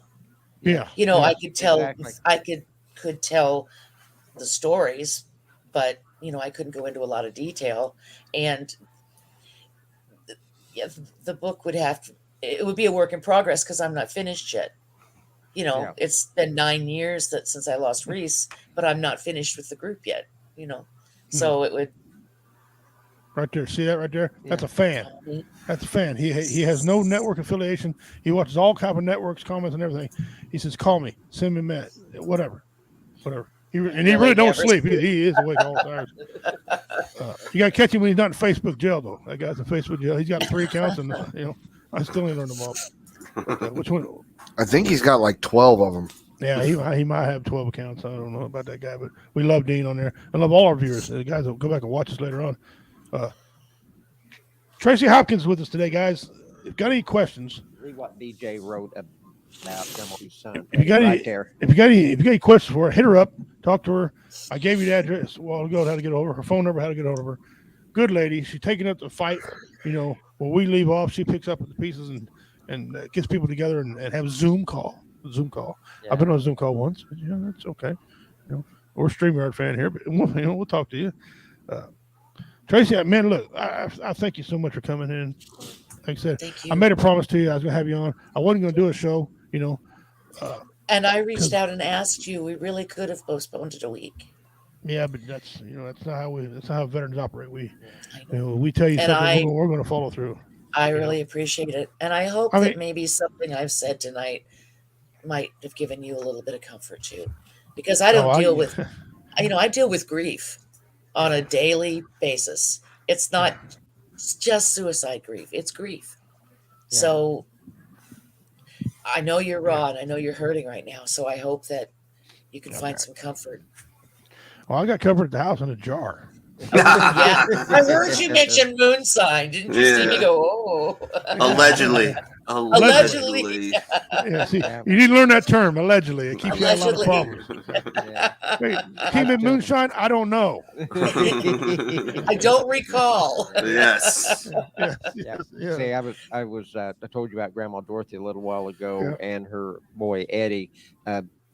BJ typed in there that Grandma Dorothy had shared that his hair was falling out in clumps, and he wasn't sleeping at nights, and he was suffering from PTSD from the service, and had no idea. Did they have a name for it then, other than shell shock? How long ago was it? I think I don't know if they were calling it PTSD at the time. I think they probably were, but it was in the beginning stages. Yeah. This was way back early. Right. And Battle fatigue. Right. Tired and this was the VA's attitude. Yeah. They had another one that was called battle fatigue, shell shock, something exhaustion. You know, you can call it whatever you want to, but in World War I they called it shell shock. It's always shell shocked. Yeah, shell shock. Yeah, say what it is. Quit. The problem is society has tried to soften the words up for what was really bothering people. That just call it what it is. Quit trying to make it soft and like it so it doesn't hurt as much. So, but anyway. Well, that's one thing that I'm not a huge fan of President Obama at all. But one of the things he did do is he made him open the books on PTSD, take another look at it, and let's start giving it some serious thought. That he did. And that they did that, and thank him for that at least, because he made him start taking. Because usually you go to VA for you got a PTSD, they throw it off like whatever, it doesn't exist. I wasn't a fan of Obama either. But people still don't know about PTSD. There's so much about the brain, so many avenues, they don't understand. And if you got PTSD and bipolar, you're in trouble because they don't know how to diagnose you right. They don't know how to treat it, and so they do a lot of things. But thank you for that, and thank President Trump for allowing people, if you couldn't get treatment in VA, to allow you to go to civilian and get treated. That's one of the greatest things he's ever did. He was one of the ones. He was the torch that put us on community care. Yeah, when he ran for office, he said the VA sucks and they're backlogged and they need help. Yeah, and he made them get civilian things. And that's one thing I'm glad that he did on that was made us have the opportunity to get help with civilian work. Because I'm a 60-60, like you are. You're 60-60. That means I'm 60 miles or 60 minutes from the VA hospital, so I'm allowed to get care from the civilian world. A lot of veterans don't, and that's because of Trump. Thank you very much. Thank you very much. He's the one that did that. So Eddie died in '92, so that's okay. Yeah, that's 30 years ago. 30 years ago, he's been gone. 30 years. Wow, that's crazy. Wow. So that's where we're at. So. Ladies and gentlemen, Tracy, what a lovely woman. Yeah. What a great guest you've been. Oh, man. Thank you for being here. You've honored me. You've honored W Entertainment Network. You've honored my brother over at BRS and back with veterans is coming on there. You've honored us for being on here. We appreciate what you do. You said that you appreciate what we do with our comedy and conscience and everything. But damn it, we appreciate what you do because you take up the other end of the spectrum. And a lot of people don't know. There was people when you left Warrior Fest that didn't know you existed. Right. Didn't know what to do, and I told them, well, they should have come over and talked to you, right? And you told them about me several times. Yeah, I was over beating my gums with you, big fat redneck up there talking about you. I mean, what the hell do you think I was talking about? And so, and they took a lot of your leaflets they had because I thieved some of your leaflets and I was passing them out. So that's a good theft, absolutely. That's why I have them. And we hand them out, and so I don't know if they'll contact you. A lot of people, say they're going to do something, they don't. Unfortunately, that's the way it is. But I think there's a lot of genuine people that ever experience it will have the resources now to take care of it. I really hope that no one from Warrior Fest has the need to contact me. No. Yeah. Okay. I hope that no one I met this weekend has the need to contact me. Yeah. But if you do, guys, if you do, it's Tracy Hope Group KC, Tracy Hope Group KC at gmail.com. You can set it at your couch. You don't have to go nowhere. You sit there at your couch. You talk to people online through Zoom. People who won't judge you, who will listen to you, who's been through some of the same similar situations, and know And the you right don't have words to say. talk. You can just listen. Yeah, listening. And sometimes listening and relating to someone else takes away your pain. So, guys, I wholeheartedly endorse what's going on here. So take it from me. If you give a shit at all about my opinion, I endorse her. She's a great lady. I brought her to Warrior Fest. I wouldn't have did that, just because it's her, because her name's Tracy. But I appreciate what she does. Hope. What a good word, man. Hope. And everybody needs that. And change. If you're not happy with something, my advice for you: change something. Change one thing in your life. To keep you from putting that gun to your head or laying down. Do you know one of the worst ways to commit suicide is getting popularity is getting run over by a train? That's how my son. And I don't mean this mean when I say this, but you know how much discipline you got to have, how determined you got to have to lay on a freaking train track and not get up, because the natural human reaction is to get up out of the way. Yeah. To lay there and let a train run over you. How far gone are you by that point? That's how Reese died. It's sad. Just letting a train. Yeah. I had a cousin who didn't want to face her life. She was having an affair on her husband, and she didn't want to face it. And she quit the affair, but she didn't want to face the shame, and she drove right into a train. She didn't lay down on the track, but she laid. And I read that's increasing. Man, how bad do you got to be to have a train? It's like I said, it's a dark place. Reese didn't lay down. He stood. Well, but he fought the urge, because naturally he wants to move. That's a natural thing to beat that back and to stand there. Yeah, he stood and just waited 4 or 5 seconds. They said he was ready to go. That's bad. I mean, my heart just bleeds for the guys on that train. Yeah, the crew. Because that's something that they'll live with forever. It is. But yes, overriding your self-preservation instinct to do that is a dark place to be in. Mm-hmm. It is, and that makes me very sad for my son. And you're right. You're right. It is rising in popularity. It's a very. I don't like that word, but that's a way to describe it. It's a very permanent way. Yeah. Oh yeah. There's no. Very few people survive that. Like a gun, misfire or something, or a knife might be the wrong end. The train, there's no second chance. That's wow. Yeah. Wow. Yeah. And Dean Cerny, he loves trains. He collects trains, and it's his passion. And he'll tell you, that's just what a way to go. What a way to go. I'm always fearful my wife's going to poison me one day. My bulldog ass. So. But a train. Glass at the table, and I give the dogs a little taste. Yeah. If him and his wife get in a fight, he'll let the dog taste the food before he eats it. Yeah. I gotta. This is what your wife believes in you. This right here. We tried to reach out to the man who died in this pursuit. They were unavailable for comment. Micah, back to you. Well, she's threatened to poison me a couple times. I don't know. My wife looked at me one day and got real quiet. Right? Yeah. We was in an argument. I tell this on stage as a joke, but it's actually a true story. We got in an argument. I was right. She thought she was right. Turns out she was right all along, right? But for 4 days we didn't talk. We'd slide by each other. We wouldn't have a conversation at all. We were that mad. One day she cooked some food, okay, and she brought it to me. She was, "Here, baby, you look hungry." I'm thinking, you know what? That's right. She's wrong. Thank you. I'm going to eat this food. But she sat down right next to me, okay? And every time I get her to take a bite, she go, "What are you? What the hell?" I took another bite. She's like, "Stop! What's wrong with you?" She goes, "You look real tired. You need a long nap. A long nap." Okay. And she's got a soft voice, and Minnie knows what I'm talking about, right? She's like, "A long nap, my ass." So I went to eat one more time, and she's like, I got up and said, "Nope.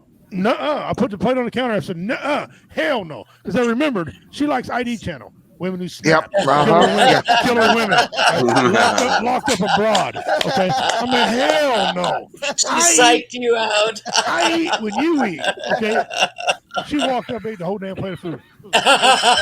Good for her. Turns out she was right all along. That's great. That's great.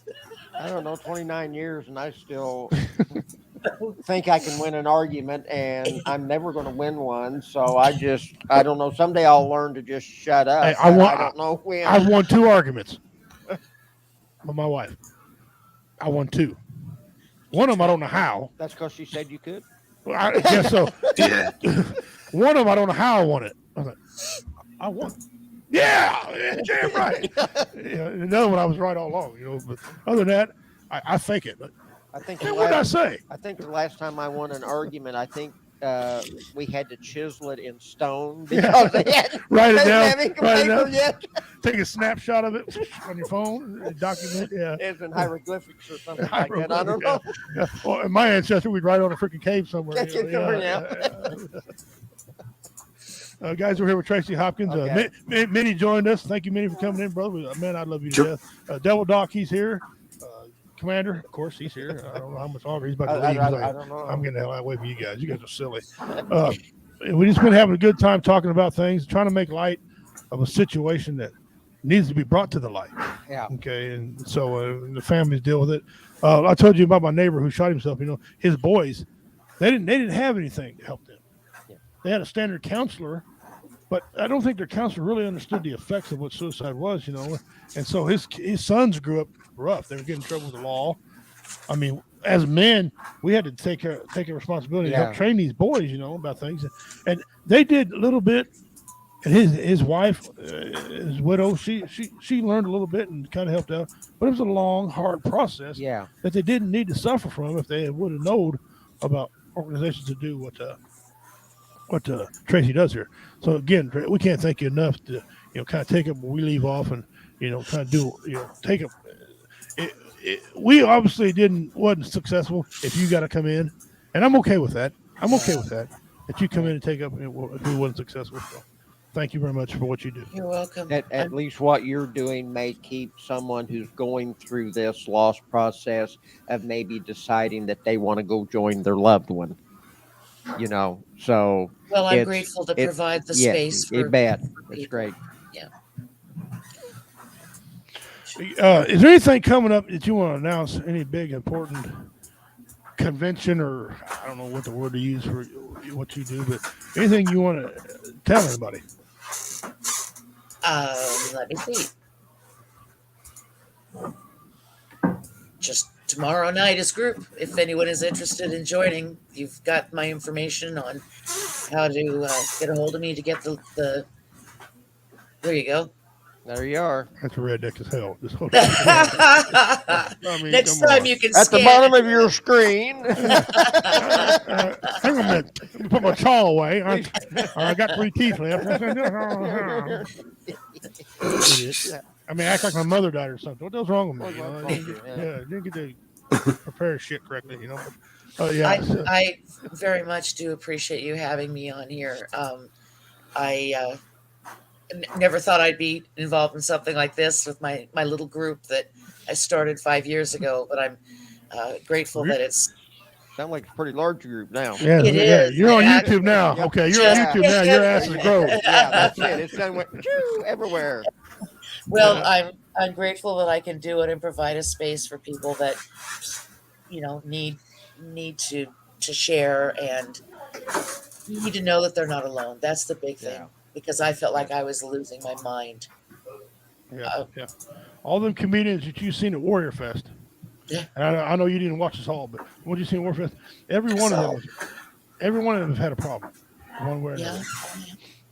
Or you've known someone who's passed, so you're suffering. We know. Struggling. That's why we were there. Those comedians, man, are such good people in the band. I called them up.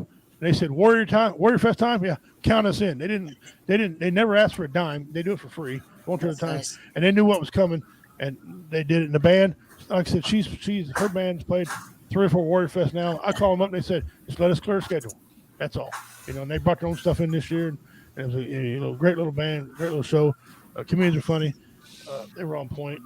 You understood the older comedian. He speaks with older terms sometimes, and you got what he was saying because you're only 42, so yes, I am. I appreciate you got it. But it was a good time, and it was a good time. Tracy, you're welcome back here anytime.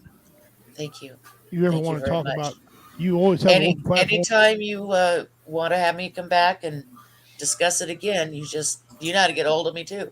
I do, and you got an open invite from now to the rest of your life to Warrior Fest.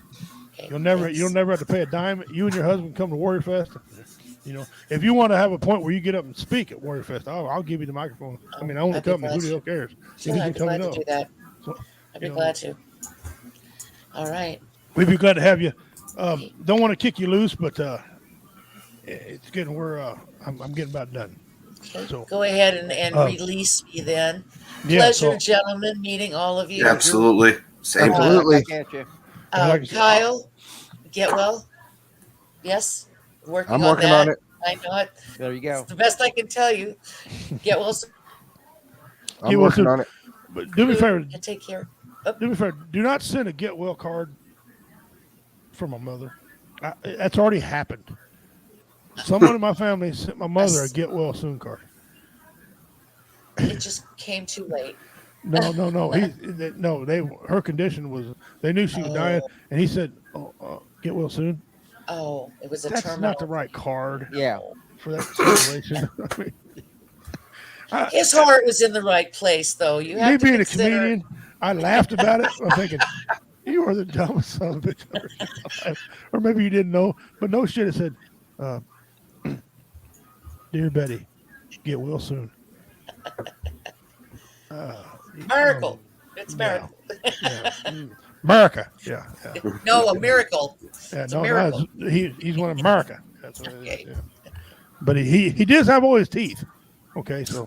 Oh, okay. Okay, so he does brush his fangs. Anyway, and get well soon, Betty. Yeah, she's gonna respond to that. Yeah. Okay. When you're sleeping, she grabs your toes. You don't think nothing about it. You know? Tracy, thank you, doll, for coming on. We appreciate you very much.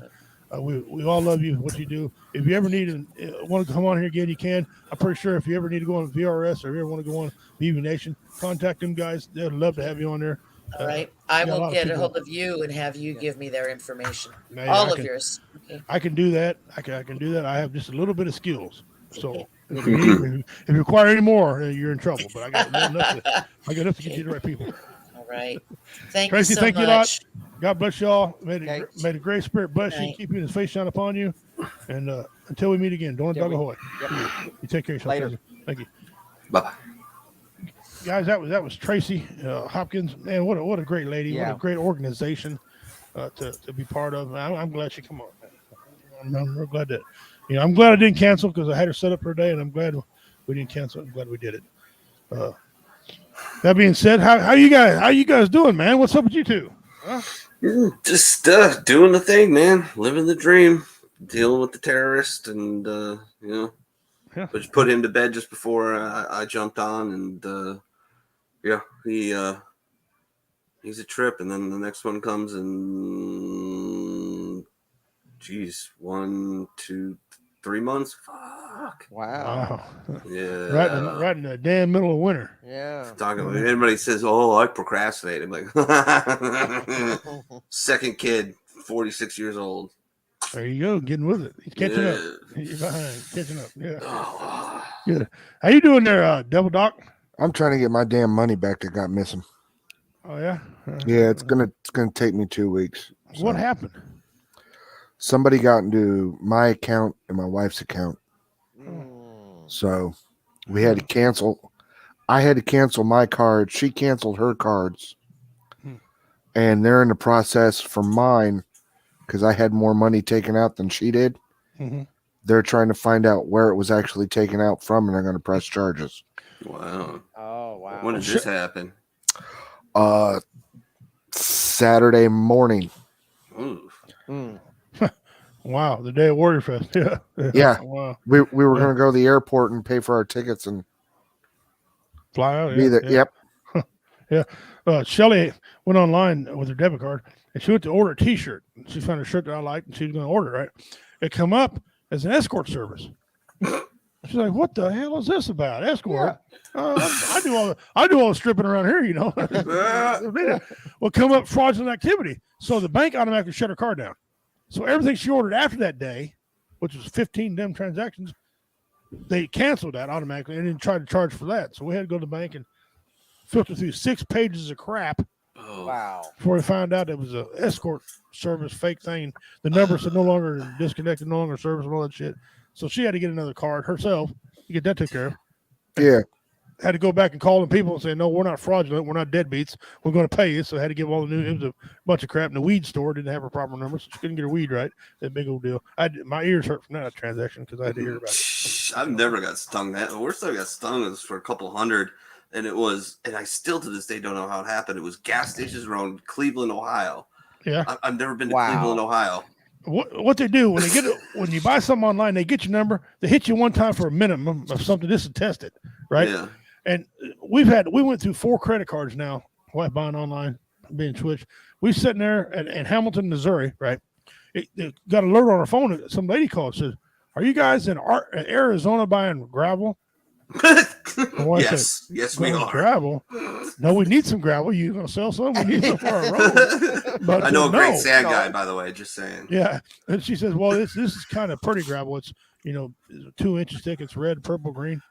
Well, I said, "No, is your husband doing it?" She says, "No, his fat ass sitting here in a chair, so it ain't him either." She said, "Well, cancel it." We'll come to find out they hit us for $3,900 worth of gravel. Who the hell buys $3,900 worth of gravel? Yeah, right. You kiss my ass. No. What kind of fence is that? Hey man, I got some gravel. I was trying to think too.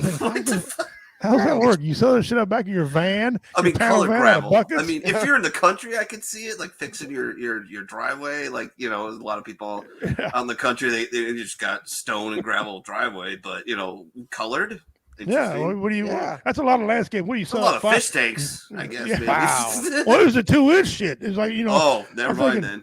So what do you do? Back of a panel van with a white bucket. I got your gravel here. Come on, $25 a bucket. You can get it. I got plenty more. $3,900 that's a lot of hustling to make up that to make any profit. Yeah, I didn't get it either, but whatever. So we canceled that. Then he got us one time for adult lube. Interesting. And anal beads.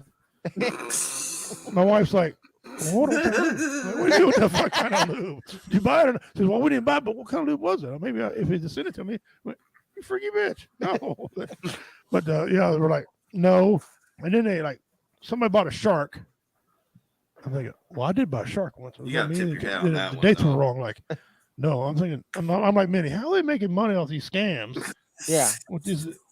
Can somebody hit me for underwear? I can buy that, underwear socks. But come on, man, they hit me fucking for a shark. Am I buying Jaws? Oh, come on, what the hell?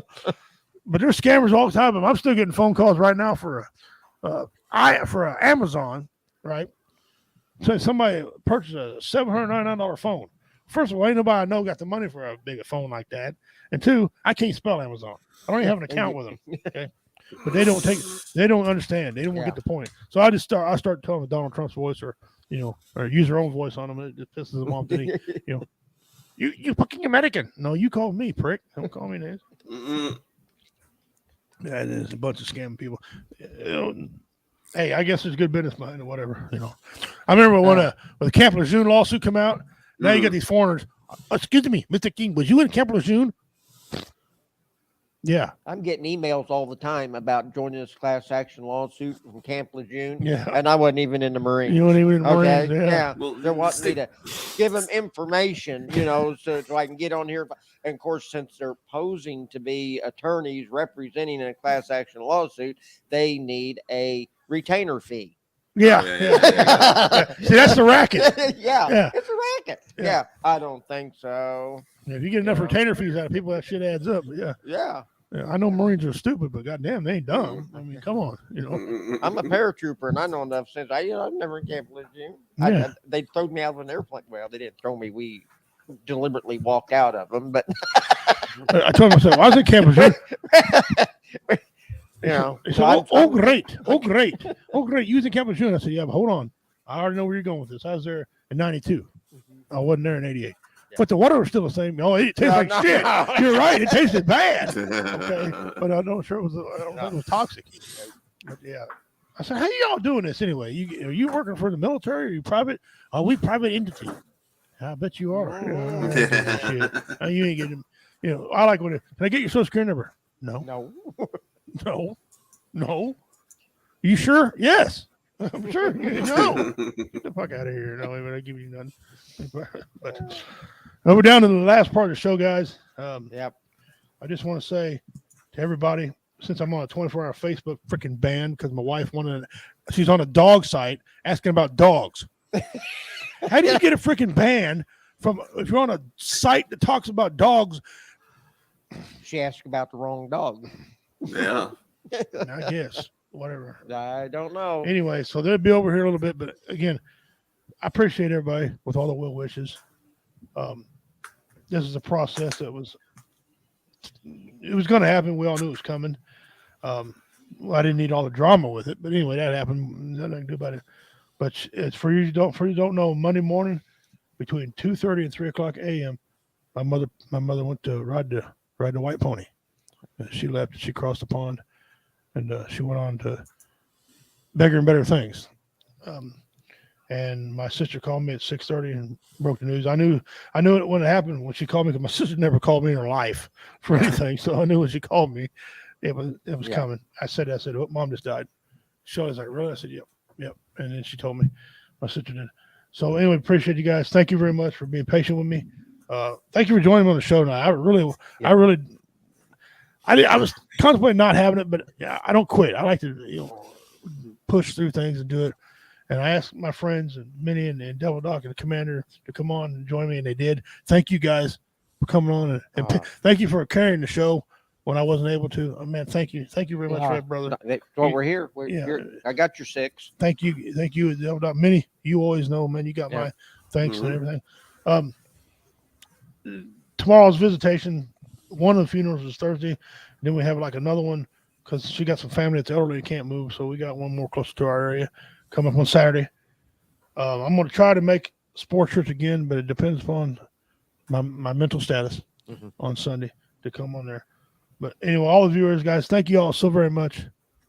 My mother and we had a strained relationship, but she was impressed and loved what I did. Her proudest moment in life was when I joined the Marine Corps because, she knew that if her son joined the Marine Corps, he had to be one tough son of a bitch. That was that's what she was always taught. Did she make it to the Thursday before graduation? When did she freak out and come sprinting when they got dismissed? My mom did that. 5'1" Irish Catholic lady, hated me joining the Marine Corps. She's I can't believe you're my only son, and boom! As soon as they said dismissed. And we broke formation. Here comes that little 5'1" I'm like, holy cow! My mother at that time, quick. My mother at that time was a rotund woman. She was like 250 pounds, and she's only like 5'1", 5'2", right, with a bad leg.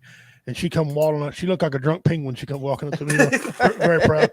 But when she met the drill instructors, they said, "Who's your son?" And I told her, the girls was like, "Oh. Has he ever been arrested?" She's like, yeah, you know him. Like, is there something wrong with him? Was he dropped? And she was just back and forth laughing, and that was one of her proudest deals. Another proud deal was the time when I was in St. Joe, Missouri, and 10,000 people come to hear my comedy, and she was one of them. And damn it, she never lived that down. She just tells everybody, my son is very funny, and if you don't laugh, he'll beat your ass because he's a Marine. He's a big guy. And that was, one of the proudest moments of her life. And she in her own way, her and I had a good relationship in her own way. And she's gone now. And now another chapter of my life begins with my sisters and what to do there. So, but anyway, thank you guys very much for being patient. I'll keep you informed of how things going on. I appreciate it. One quick story before I go. I went hunting opening morning, deer season, and shot a nice 8-point buck. He wasn't nothing to brag about, but he was a good sized deer. And my brother, we have a bet between us. Whoever shoots the deer, we get to stay and hunt. The loser gets the track. Okay, so he had to take the track of shame. I've did it many times. He used to shoot one for me. This time I won. And he was gone for a while. I think, damn, did he find the son of a bitch? Did I not hit it right? Well, he found it. And so he came back up. We gathered up everybody to go down and drag his deer out because we're getting old, so we wanted the young bucks to do it. We were being lazy is what the hell we were being. Yeah. We go down there, we get down to the fucking deer, and half the ass end's missing. Oh no, coyote got to it. No. The shit was hanging out. I got to looking at it. It's had claw marks. A mountain lion was eating the son of a bitch. And when we went down there, we seen a blur of it run up the hill. Okay, a mountain lion hit the damn thing. Wow. And my brother's like, man, you don't want that deer. The shit's hanging out there. I said, no. Pissed me on. Waste a fucking tag. I didn't end up wasting. I was reimbursed. But I'm like, you son of a bitch. So now I have another target. You know. Yeah. Allegedly. Allegedly. But so that, I mean, man, deer hunt started off great. I shot a big deer. I'm thinking, and then son of a bitch. Yeah. Oh, but the conservation department here, there's no mountain lions. Yeah, I know. Area. We've been through that with us. They said, ain't no mountain lions here. What do you call this? Bullshit. About that big around. Yeah. What do you call my neighbor? Me and my wife made sure you got a picture of one. Yeah. So trail cams have caught them, and they still won't say, "Oh yeah." Are you Dr. Trail Cam? I'm an idiot. How the hell did I Dr. Trail Cam? You stupid moron! I can barely turn the fucking thing on. I didn't want this shit. Shut up, you moron. But anyway, guys, on behalf of everybody, we're not going to close out today. We're just going to get out of here. I'm trying to speak for everybody. You're not worthless. You have value. Please don't do it. Don't do it. Talk to somebody. If you're out there and you had a loved one who did, get a hold of Tracy. She was just on her. Get a hold of her. Get some comfort in your life after what happened. But we love you. VRS loves you. Backwoods Veteran BV Nation loves you. Here at W Entertainment, we love you guys. We're here for y'all. And for the final time this week, may the Great Spirit bless you and keep you all. May His face shine upon you. Anahi kamachiti donadagohoy osta usi. Good night. I'll keep you all posted. I love you all. Thank you all very much.